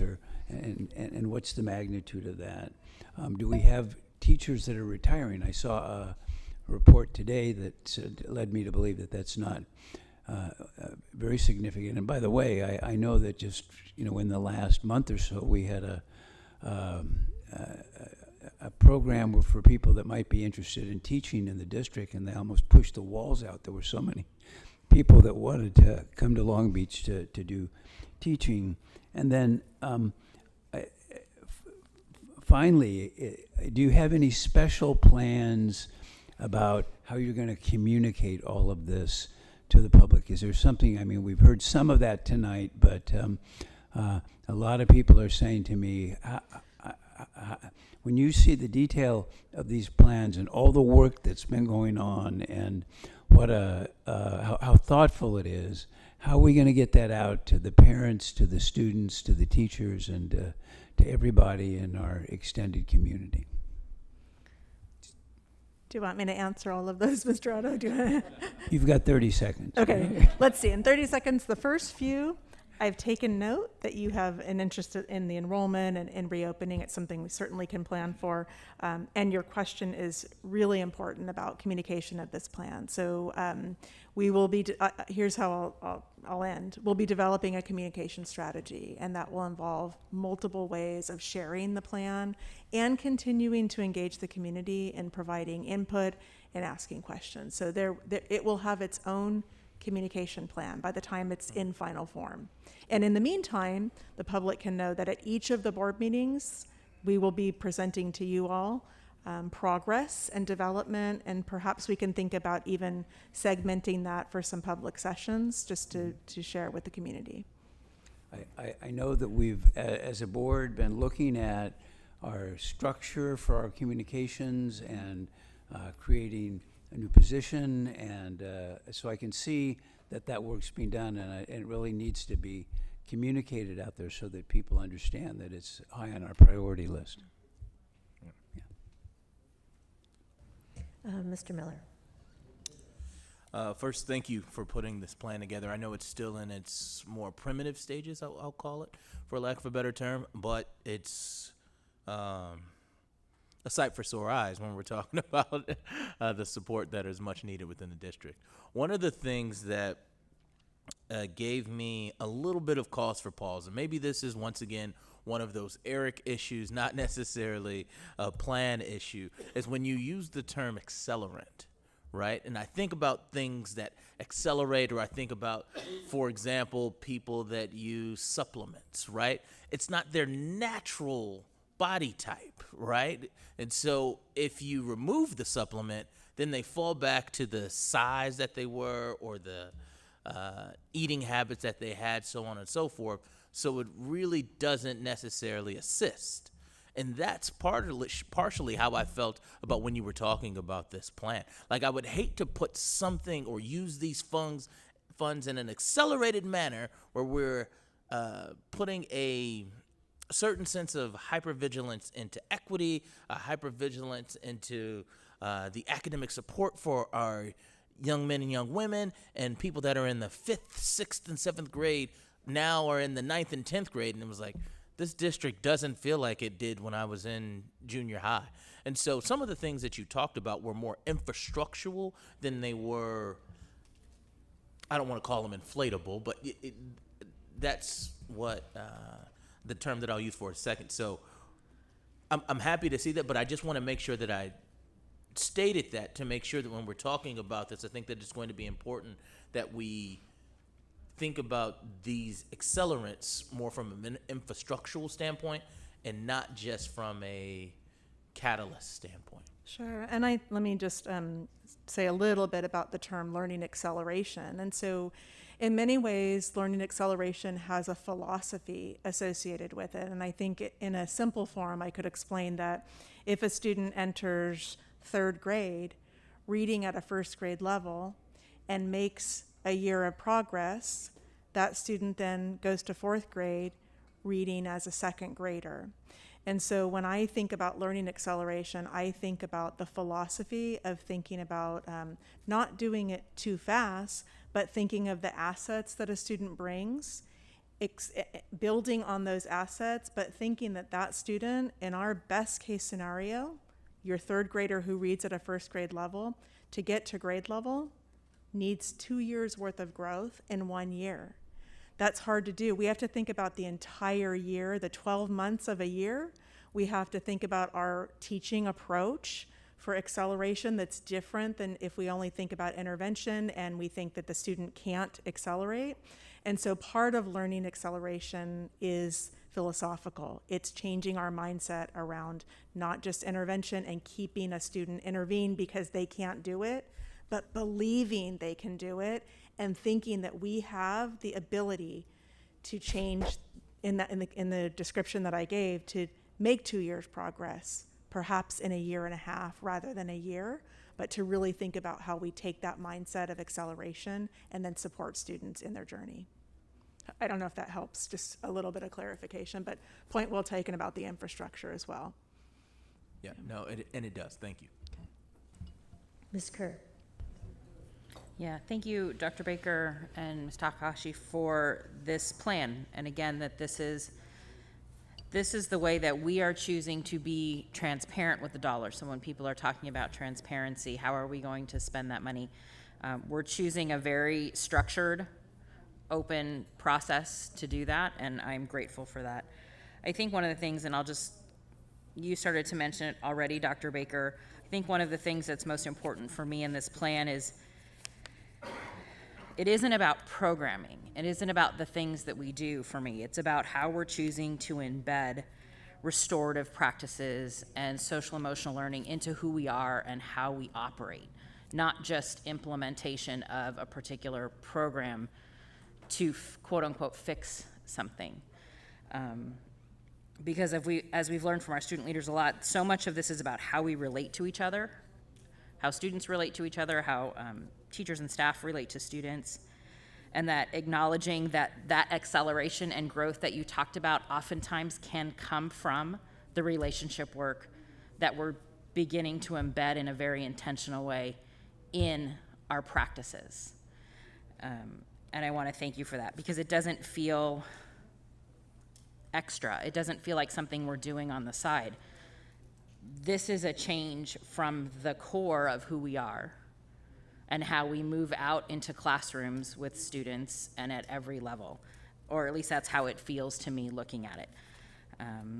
So I think for some folks, we know that all eyes are on how we spend these dollars, and it can be about things or programs that are measurable, and part of our work that we're choosing to do moving into the future is not just about programming, but our entire approach of how we relate to each other in the district, as staff to students, executive staff to teachers, and that feels different than programming fixes to address needs that have been unmet, not just for last year, but for generations, and acknowledging that we have work to do because we've tried programs and we've found that we still have students whose needs have not been met consistently.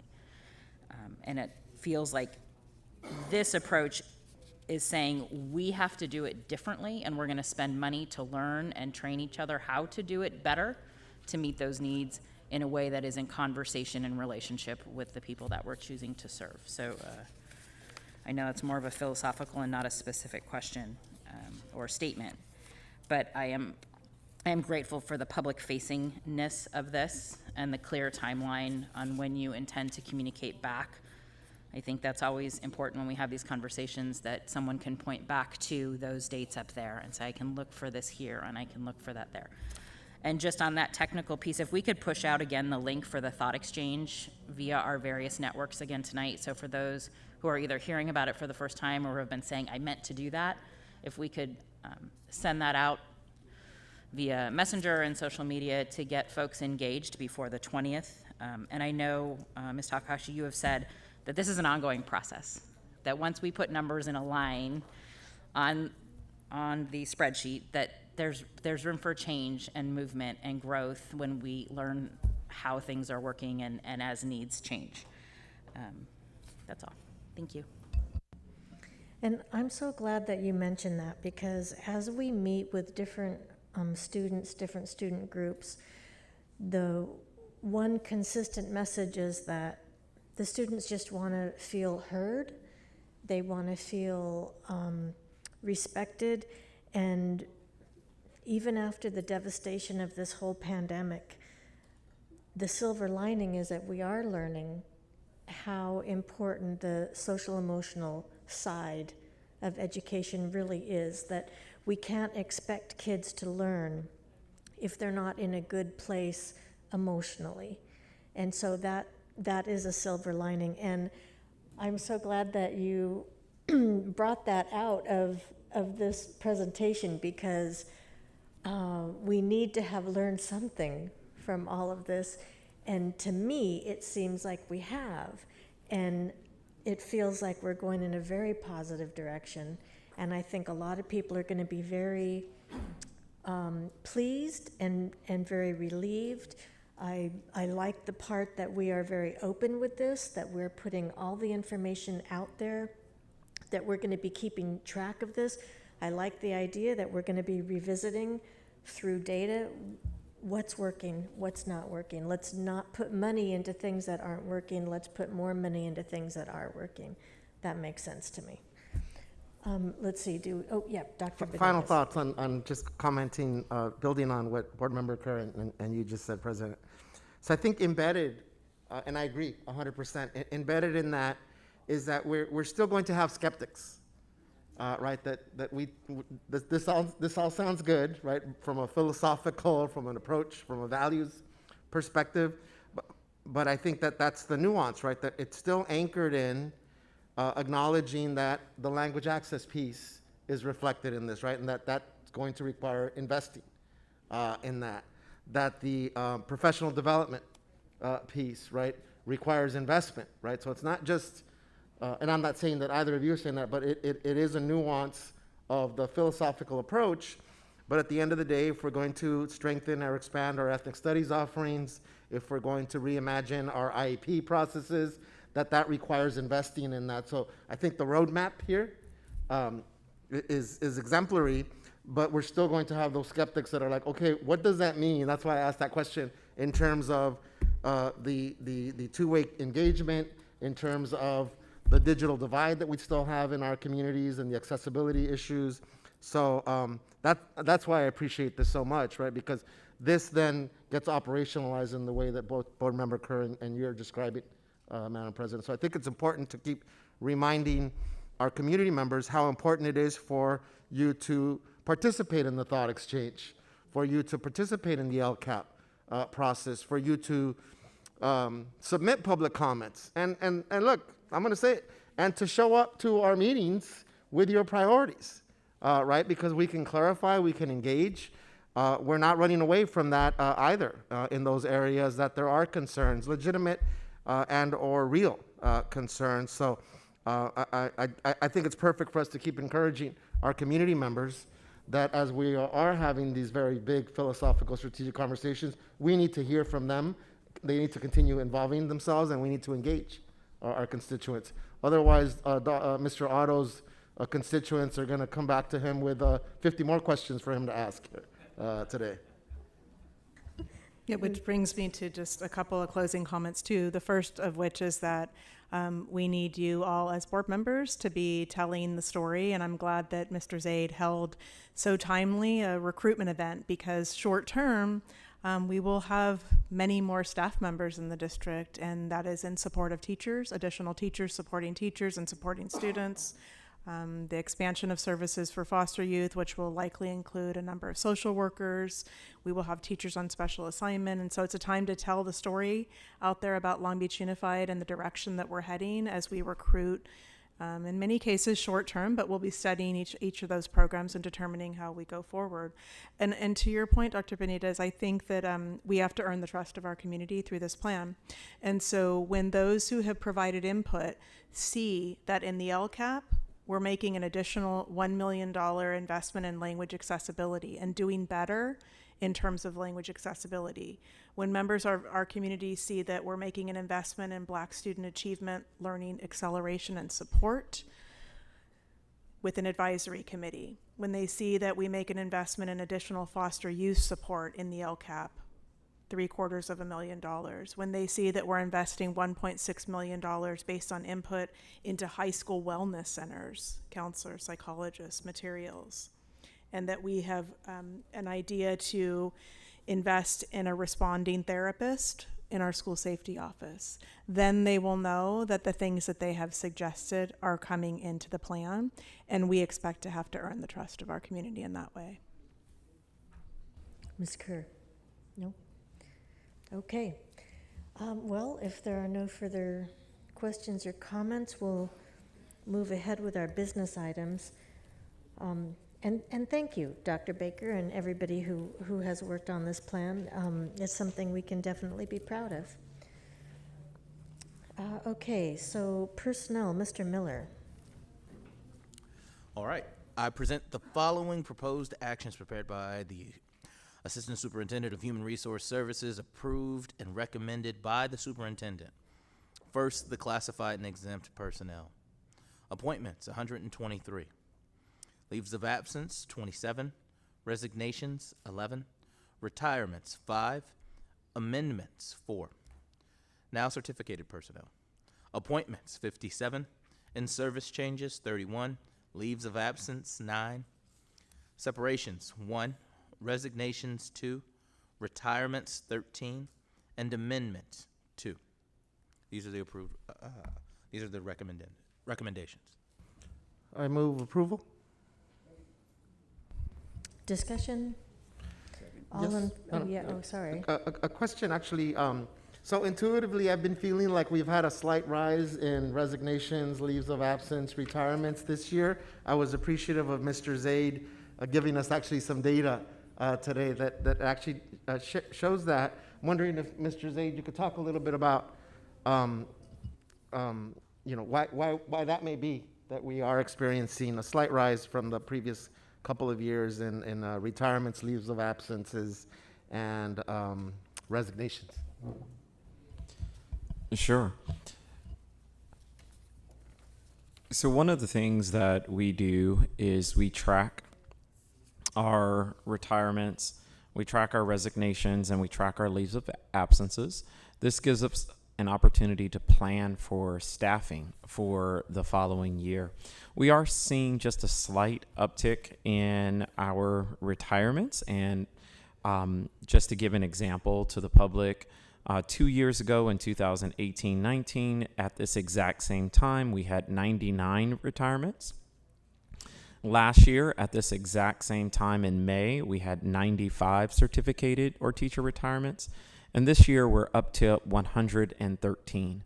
And what that means is it means that we have staff members who are retirement eligible. And just keep in mind from our demographics data that we shared, we have quite a few staff members who are in that range, that they are making the decision this year to move into vacation plans permanently. And as we take a look at this, we take a look at just a variety of different reasons that individuals have. but we're noticing just slightly about a 10% increase.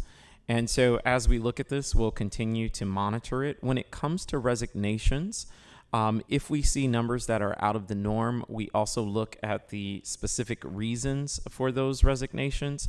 Some of those reasons in the past have included, and currently on this board, include moving. It also moving out of state. It also includes at times a change in profession where individuals receive a job, and it also includes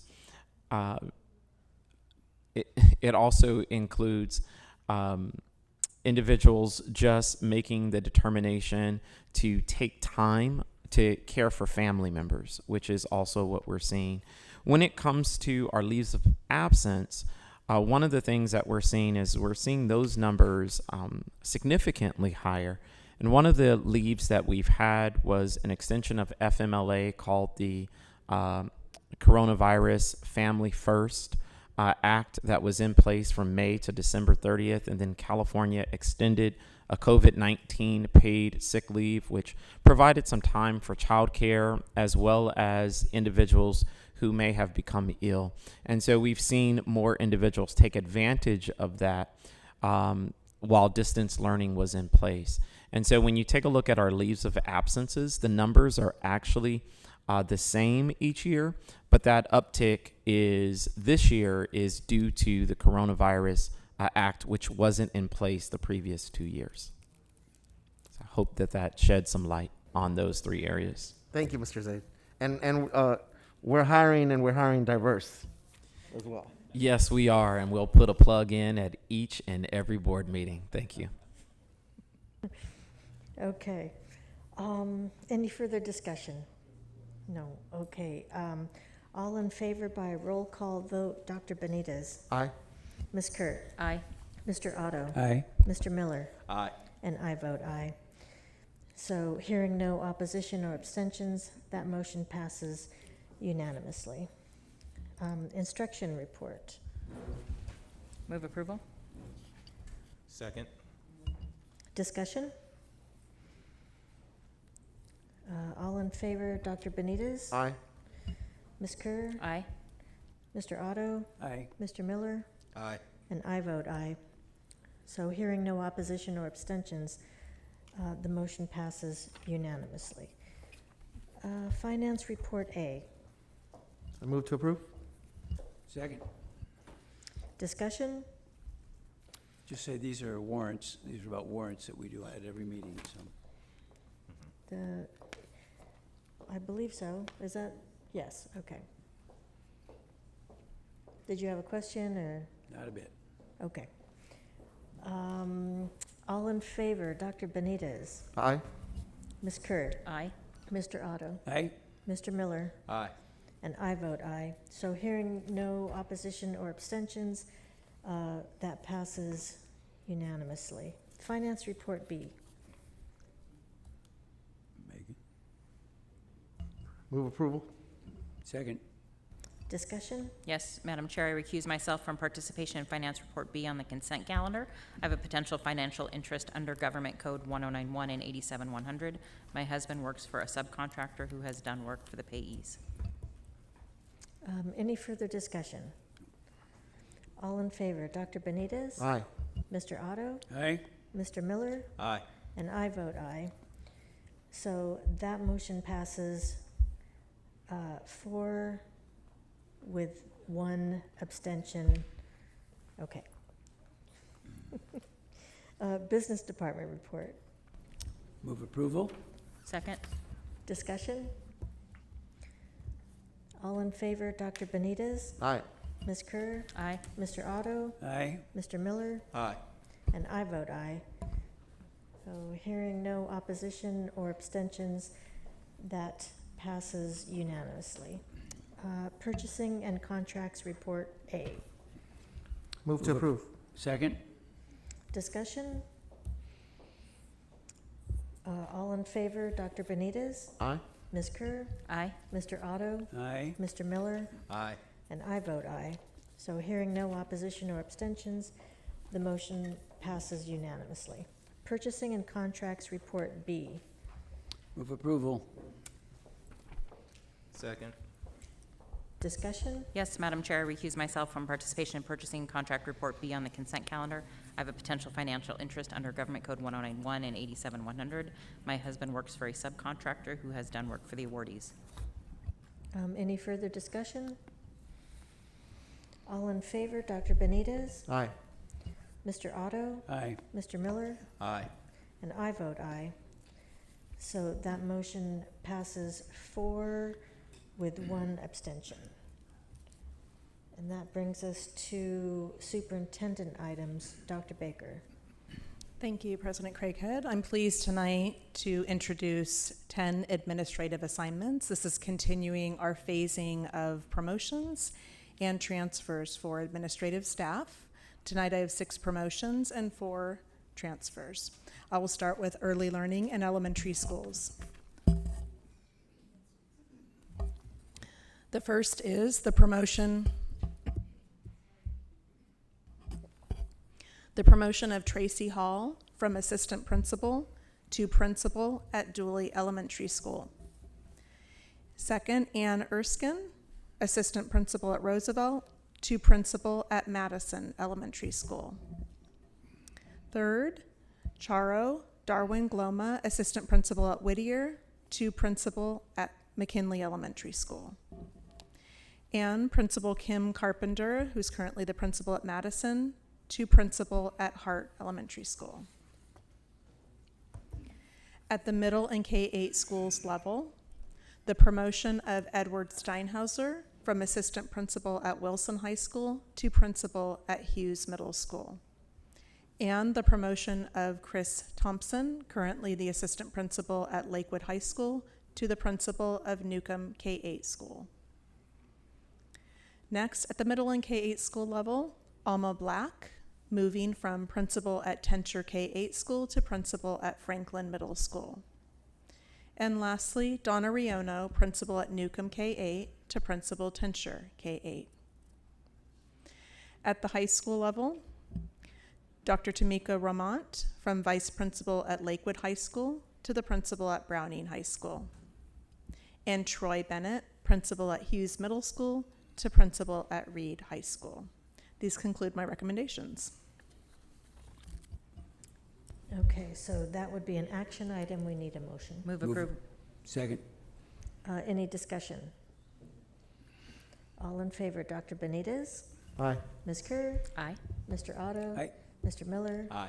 And I vote aye. So hearing no opposition or abstentions, that passes unanimously. Mrs. Craighead, I'd also just like to note that before the school year starts, we will bring all of the newly promoted staff in some way to be recognized and to be introduced to you. Thank you for adding that. That's one thing that we are missing, meeting kind of remotely. We're in this room, but we don't get very many visitors. So that will be something to look forward to. Okay, next on the agenda, we have unfinished business, or none, I should say. We have no unfinished business. New business. Resolution 051721-A, supporting Classified School Employee Week. And before we vote on this, I'm going to have Ms. Kerr read that for us. Resolution of the Board of Education of the Long Beach Unified School District supporting Classified School Employee Week. Whereas an informed, educated citizenry is the foundation for success of our democracy, our economy, and America's future, and whereas classified employees, often operating largely in the background and out of the limelight, provide essential support and contribute immeasurably to quality educational programs for our children, youth, and adults, touching the lives of so many individuals with a profound and lasting effect. Whereas dedicated classified employees display a deep commitment to our public schools, helping to create an environment conducive to excellence and equity for thousands of students. And whereas the Long Beach Unified School District is recognized as a leading school system, thanks in large part to classified employees whose perseverance amid unprecedented challenges of the global coronavirus pandemic has been especially appreciated by everyone in our school communities. Now therefore be it resolved that the Board of Education of the Long Beach Unified School District hereby proclaims May 17th through 21st as Classified School Employee Week and urges everyone to express their deep gratitude to all classified employees for their vital services to the students of the Long Beach Unified School District. Thank you. We need a motion. I move to approve. Second? Any discussion? I'm especially appreciative of our Classified Employee Week. When I think about, once again, my tenure in the Long Beach Unified School District, I can remember making some of my more impactful relationships with adults, not necessarily just with your teachers, but with those folks that Megan highlighted that were behind the scenes. And so some of those people are still my friends today, and Mr. Eddie, who was at Colin Powell for a little bit. We had Ms. Randolph, who was over at Milliken. We had Mr. Ash, who was over at Bixby for a long time. And so those relationships, I know for our kids, really resonate, and they resonated with me. So it's really cool that we get to highlight them, and I think that this is a really cool deal. Well, thank you for sharing. I echo Mr. Miller's sentiments, especially the second whereas, Board Member Kerr, often operating largely in the background. I mean, we would not have been able to open or return to in-person if it were not for the efforts of our classified employees, and it's every day, right? So in this instance, I think there's an opportunity here that they were in the foreground of a large reason of why we are safely operating in person again. So ditto, Mr. Miller. Very good. Ms. Kerr? Yeah, I'll just add that so many of them, again, usually behind the scenes, were critical in connecting with families and students this year. They were answering questions about hotspots. They were calling to check on students to make sure that they were engaged, that they had what they needed. They ended up answering 1 million questions for lots of families. So thank you to all of you for being the connection that so many of our students needed, especially this year. Yeah, I'd have to add that they're essential workers, handing out food, making sure kids had something to eat. We wouldn't be able to survive without our classified employees. Me too. Okay. Were you going to say ditto? No, I was going to say I'll join the chorus. Okay. So all in favor, Dr. Benitez? Aye. Ms. Kerr? Aye. Mr. Otto? Aye. Mr. Miller? Aye. And I vote aye. So hearing no opposition or abstentions, that passes unanimously. Board meeting schedule. With the amendment, I would move approval. Second. I shouldn't say amendment, I should Right, should say and- dropping one. Right, and so just for clarification, we are eliminating the May 20th meeting from that item. That will not be a public meeting. No May 20th meeting. Okay. But meeting on the 26th. Okay, all in favor, Dr. Benitez? Ms. Kerr? Aye. Mr. Otto? Aye. Mr. Miller? Aye. And I vote aye. So hearing no opposition or abstentions, that passes unanimously. Stevens and Hudson boundary adjustment recommendation. Move approval. Second? Discussion? Well, I know this was a tough one for a lot of people in my district, as I know how much people really enjoyed going to the K-8 over there at Hudson. And so, all things considered, obviously this was an important move that we had to make with the reduction of the school size. So it's just one of those things that had to occur, but obviously as we continue to grow, I think that the education that the kids are going to be receiving on our West Side schools will still be comparable. So, Ms. Kerr? Yeah, just for clarification, either from the level offices or facilities, how will families that have known one school to be their middle school for generations? I know obviously folks matriculating out of 6th grade will suddenly realize, or 5th grade, that there is no 6th grade. But how will we be communicating this change in the context of making it a K-5 I'm looking at Dr. Lund. He looks like he can answer for me. All of our parents at both schools went through the school choice process, so they had an opportunity to attend their new residence school. In this case would be Stevens or Bancroft as it relates to Gompers, or to choose any other of our middle school programs. So we did an early acceptance process and have already notified all parents of their new schools. So they've all the current 6th and 7th grade parents have already been notified of their 7th and 8th grade assignments for next year. And then obviously our 5th to 6th parents would no longer see Gompers and Hudson as a 6th grade option. So they were deferred to their new residence school as their school of attendance, or an opportunity obviously to attend other schools if they so choose. Thank you. Okay, any further discussion? All in favor, Dr. Benitez? Aye. Ms. Kerr? Aye. Mr. Otto? Aye. Mr. Miller? Aye. And I vote aye. So hearing no opposition or abstentions, that motion passes unanimously. Approve additional members to the Community Advisory Committee for Special Education. So moved. Second. Discussion?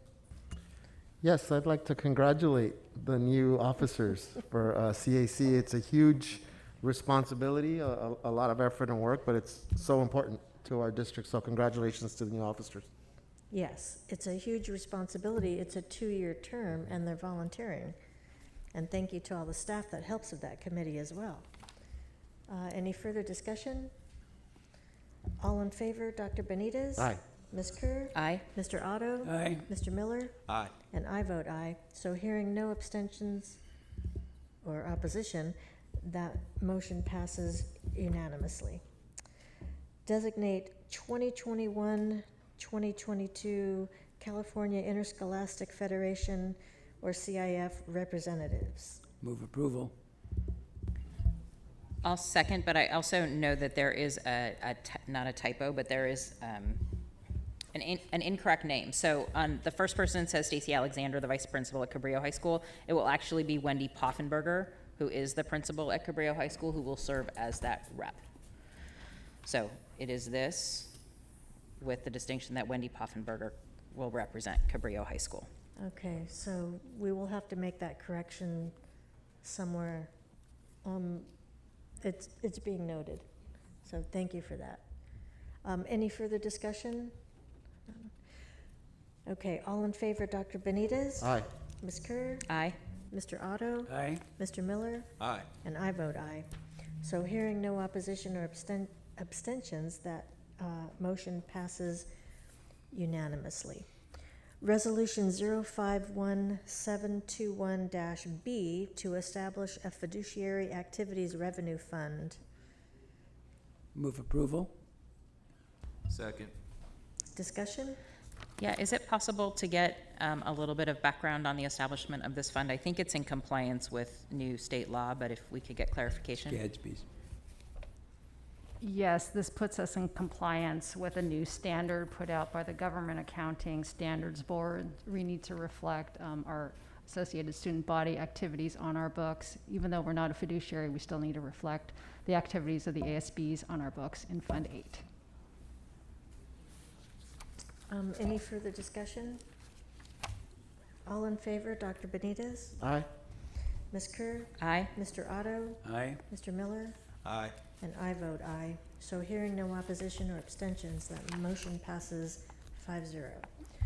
Resolution 051721-C, designating Chief Communications and Community Engagement Officer as Senior Management of the Classified Service. Move approval. Second. Discussion?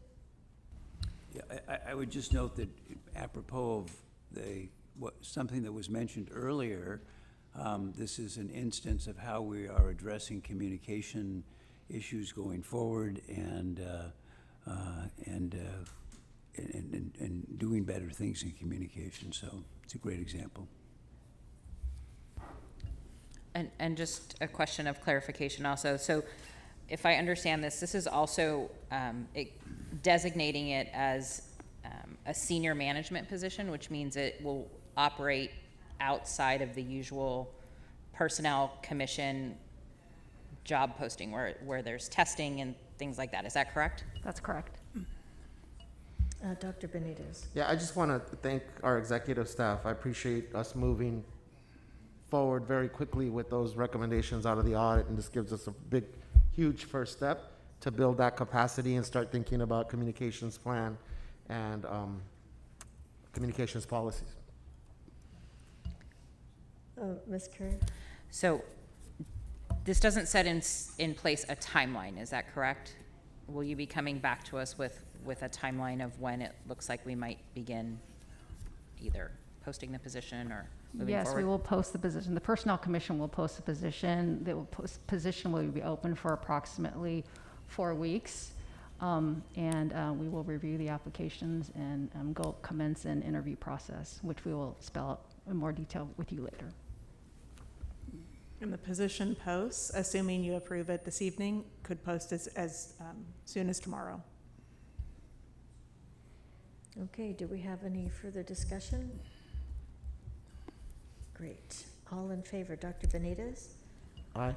Ms. Kerr? Aye. Mr. Otto? Aye. Mr. Miller? Aye. And I vote aye. So hearing no opposition or abstentions, that motion passes unanimously. And now we are at the Equity Policy Development Update with Dr. Brown. Good evening. Thank you for the opportunity. First, I want to lift up the work of our Student Equity Leadership Team. We met last week on May 12th, and it was a really impactful meeting. They had opportunity in that meeting to, through the thought exchange and discussion that followed, give input on the budget engagement process that has been taking place. And then we were also fortunate to have Mr. Zaid and several of his team from Human Resources join us, where they engaged the students in what was a really powerful discussion around our hiring practices and the type of input that students would like to give about the candidates that we should be seeking, to include even giving some sample questions that would be good for us to ask when thinking about our hiring practices. So Mr. Zave came with a blank legal notepad and left with a full several pages in writer's cramp. And the things that the students shared were really, really insightful. And just like we always find when we ask and listen to our young people, they are right on point with what we need to hear. And so it's just one more example of using their voice to go forward. I kind of joked with them at the meeting and said, now the next time somebody asks you, how's it going at school? Don't say fine, say I've been advising the school district on the budget and their hiring practices, because these are really impactful conversations. So we were really grateful to them. And then regarding the Equity Leadership Team, we'll be meeting again on Wednesday, and we will be round 2 of a draft of our equity policy. So just to describe the process that we've engaged in, following review of a number of sample policies, and a laying out of language that would need to be included in our policy. We've drafted a document. The Equity Leadership Team has given feedback now on that document, and we're going back for a second round. And so each of the district work groups, something that's really important is to show how we're incorporating all of the feedback that we're getting.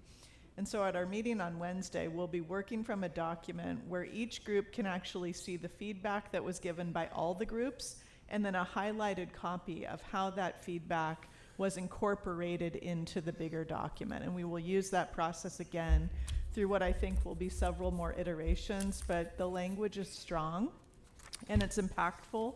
And I'm really encouraged to gather with the team again on Wednesday to hear their next round of feedback and work to incorporate those comments. So tremendous gratitude for the effort that's being made. All of our meetings have, like a lot of good meetings, created additional meetings and more opportunities for people to engage outside of the actual committee meeting. Welcome any questions that you have. That's great. Thank you. I think we are all looking forward to seeing what recommendations your committee has for us. We're anxiously awaiting that. And it is good to hear about the work that's being done in the meantime, especially with students. It's very empowering for them. We have the brightest students. Yeah. That's reinforced anytime we hear from them or have them visit or find out what they're doing. So it's wonderful. Thank you. Thank you. Okay. So next we have the report of board members. We'll start with Mr. Miller. So my report out is actually really, really light today, as I just wanted to talk about from a personal standpoint something that's going on in my family. It's not necessarily sad, it's just something that's going on where my sister, who's a little bit younger than me, has purchased her first home. But with that said, she has a 5-year-old that goes to Stark King, and this home that she had to purchase, the only home that she could afford, is all the way in Lake Elsinore. And so it began to get me thinking, where I've been really, really blessed. I was able to purchase my first home about 3 or 4 years ago, and I'm looking at all this fantastic equity and saying to myself, oh man, I'm making a whole bunch of money, I'm doing great.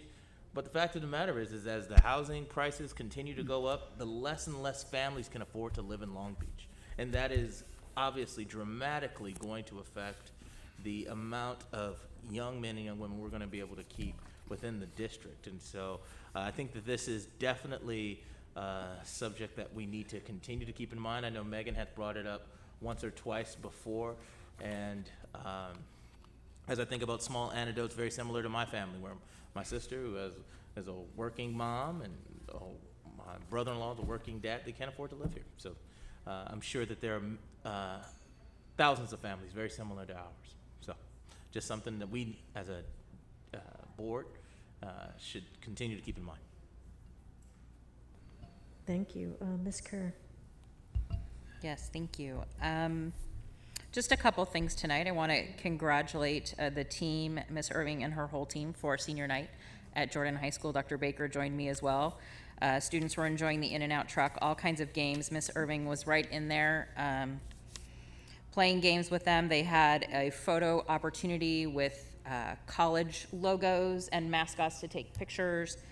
So a great first effort for senior night for Jordan High School. Happy Pride Month. We celebrate Pride in May here in Long Beach, and we didn't get to do our parade, and I missed that yesterday. I missed being with our community yesterday in a great big way and look forward to it next year.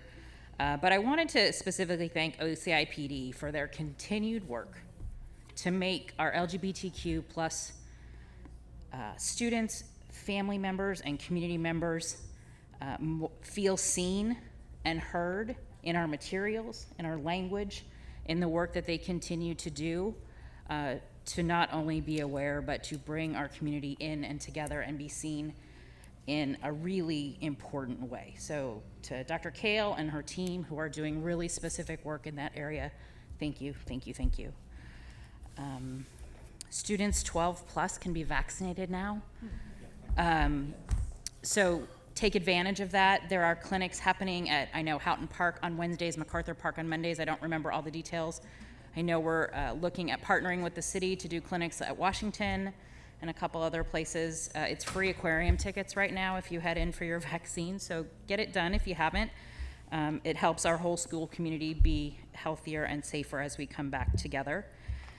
I wanted to point out that nutrition services, so for our students who are continuing to learn at home, who are all virtual, and can't make it to pick up food during the week, Nutrition Services has made a food pickup available on Saturdays. You have to sign up between, I think, Tuesday and Thursday. There's a Google form that you can fill out.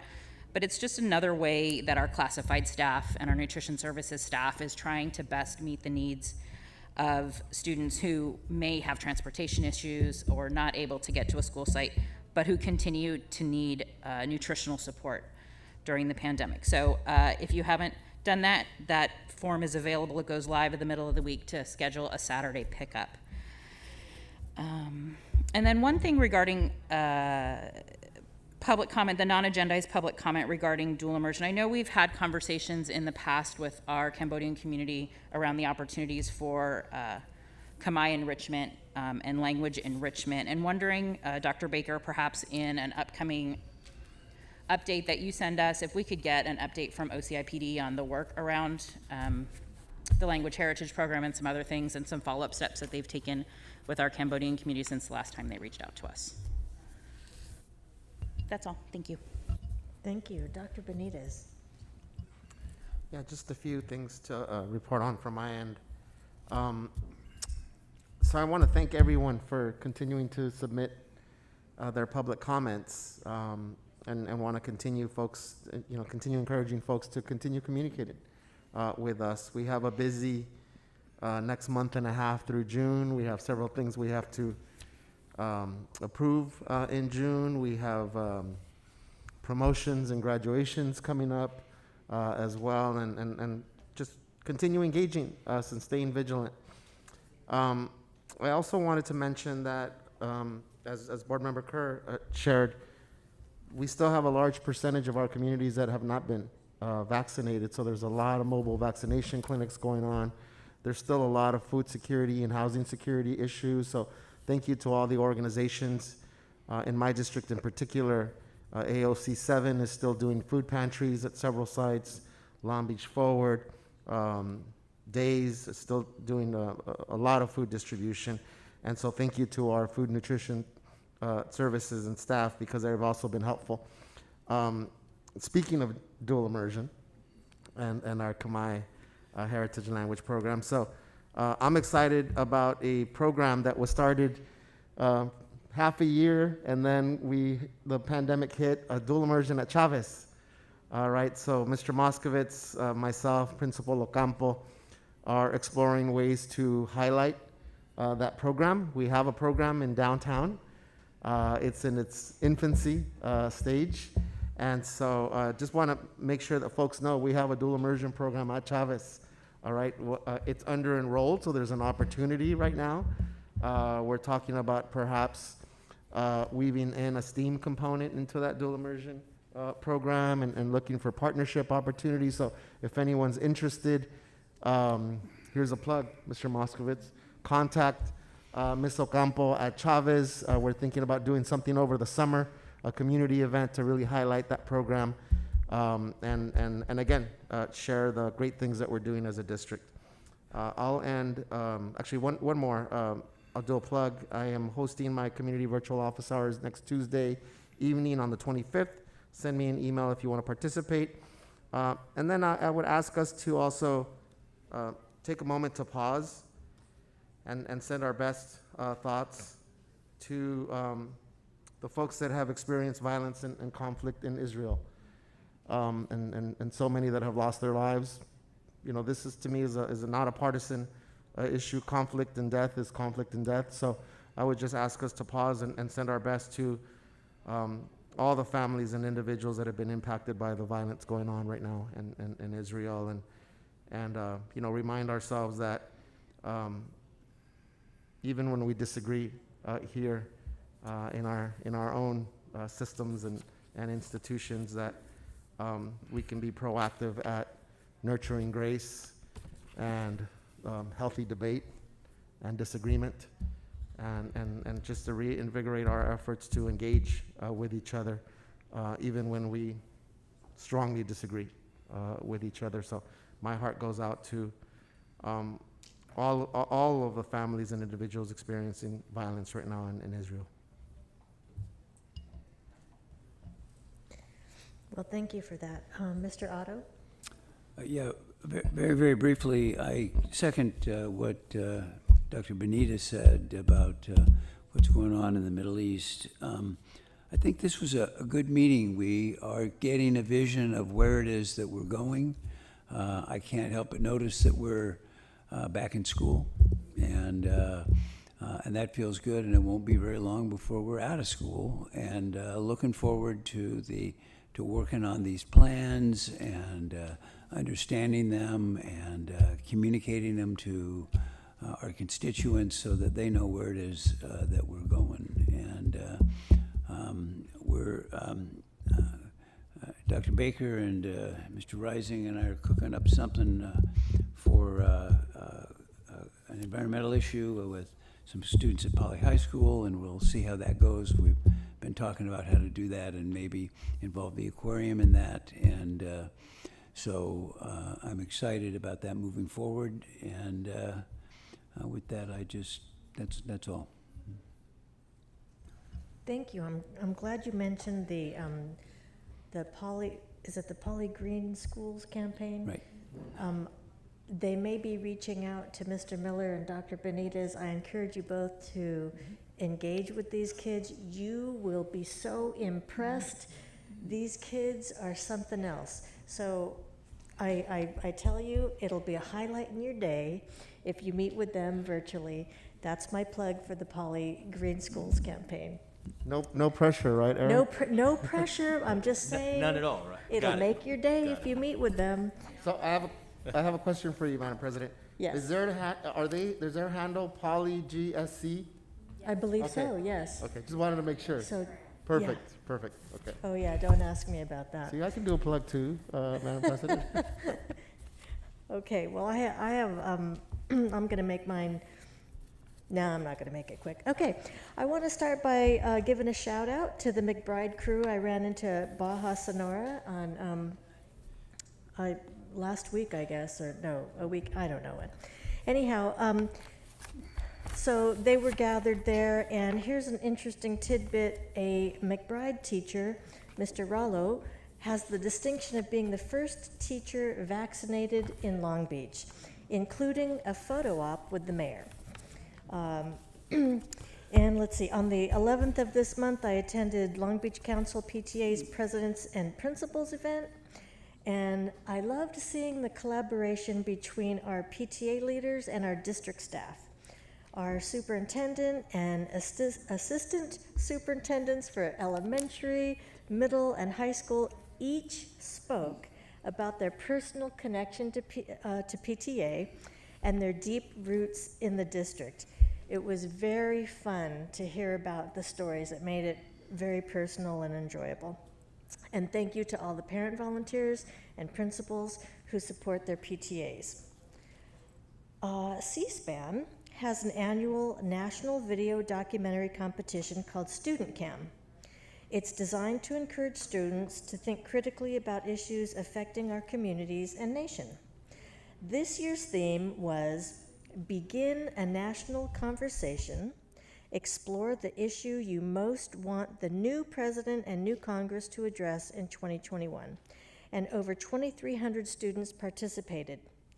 9th grade Poly students Natalie Canales and Estelle Laguerre earned $750 and a third place prize for their entry on prison labor reform. And also, 9th grade Poly students Theanie Hang, Victoria Hang, and Molly Flynn also earned $750 and a third place prize for their entry, The Separation Between Church and State. Some quick congratulations to Pamela Weinstein. She's a finalist for the Best of Green Schools Award. Congratulations to Hughes, Keller, and Marshall for being named California Distinguished Schools, and they will be recognized at a virtual gala on May 26th. And kudos to our Lakewood NJROTC cadet, Aiden Hoffman, for his highly competitive routine, including spinning and throwing a 9.5-pound replica drill rifle. If you've ever seen this happen, it's impressive. At the National Drill Championships, he finished 15th in the nation. So across the whole country, I think that's wonderful. And then, to finish up, this afternoon, Lakewood Mayor Jeff Wood and the Lakewood City Council made a visit to Lakewood High School's baseball field to give a special city proclamation to varsity baseball coach Spud O'Neill to honor him on winning his 900th career game as a coach. 900th. Principal Mona Merlot and CIF Section Commissioner Rob Wygod were in attendance. That happened earlier today. And Coach O'Neill has worked at Lakewood High School for 37 years and is now the 4th most winning high school baseball coach in our state's history. Impressive stuff. Really impressive stuff. I couldn't cut anything out of that. Yeah, I said it all. Okay. Superintendent's report. Thank you, Mrs. Craighead. So I just have 2 items tonight. The first is that I'd just like to amplify what has been said about classified employees and the celebration of Classified School Employee Week. You'll see many of us wearing our pin. These pins have also been distributed to every classified employee across the district in celebration of their hard work. And I'm thinking back to my first week on the job when schools were closed. It was summer session. And I went out to multiple departments and engaged with classified staff at duplicating, the purchasing warehouse, nutrition services, facilities maintenance. And I'm just reminded of the stories that were told at that time when there was a little bit of breathing space and opportunity to talk. Stories of growing up, our employees who grew up in the district and then took on a job as a classified employee, stories of commitment, stories of service to students, and stories of excellence. And so this week, as we celebrate leaders, mentors, behind the scenes workers, frontline workers who work in every different facet of work across this district, I just want to amplify the appreciation that all of us feel for our classified employees, especially as was said in the resolution during the year of the pandemic. This has been a year like no other, and our classified staff just need to be acknowledged in a very special way this year. So I know there are bags. We can't have an in-person celebration this year, but classified staff are receiving a bag of swag thanks to the Classified Employee Committee, including leadership of the Personnel Commission. And so if you're a classified staff member listening, be on the lookout for your swag bag and acknowledgement of your hard work. Secondly, I'd just like to give a shout out to Dr. Eliel Mendoza.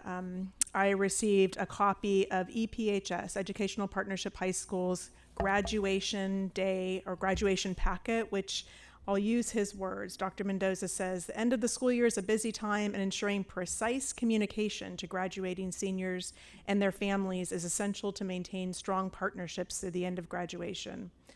Through the end of the graduation. And so EPHS produces a beautiful guide for their students so that he says, modeled after their school-wide standards-based assignment contracts in every course, that gives just a way of managing all of the precise things that need to happen for seniors. And I think it's easy to take for granted all of those things and think that students know how to do this or families know how to do this.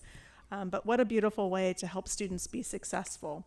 And on that note, we are planning for graduations. Dr. Camarino and I and the high school principals were out at Long Beach City College where many of those ceremonies will be held.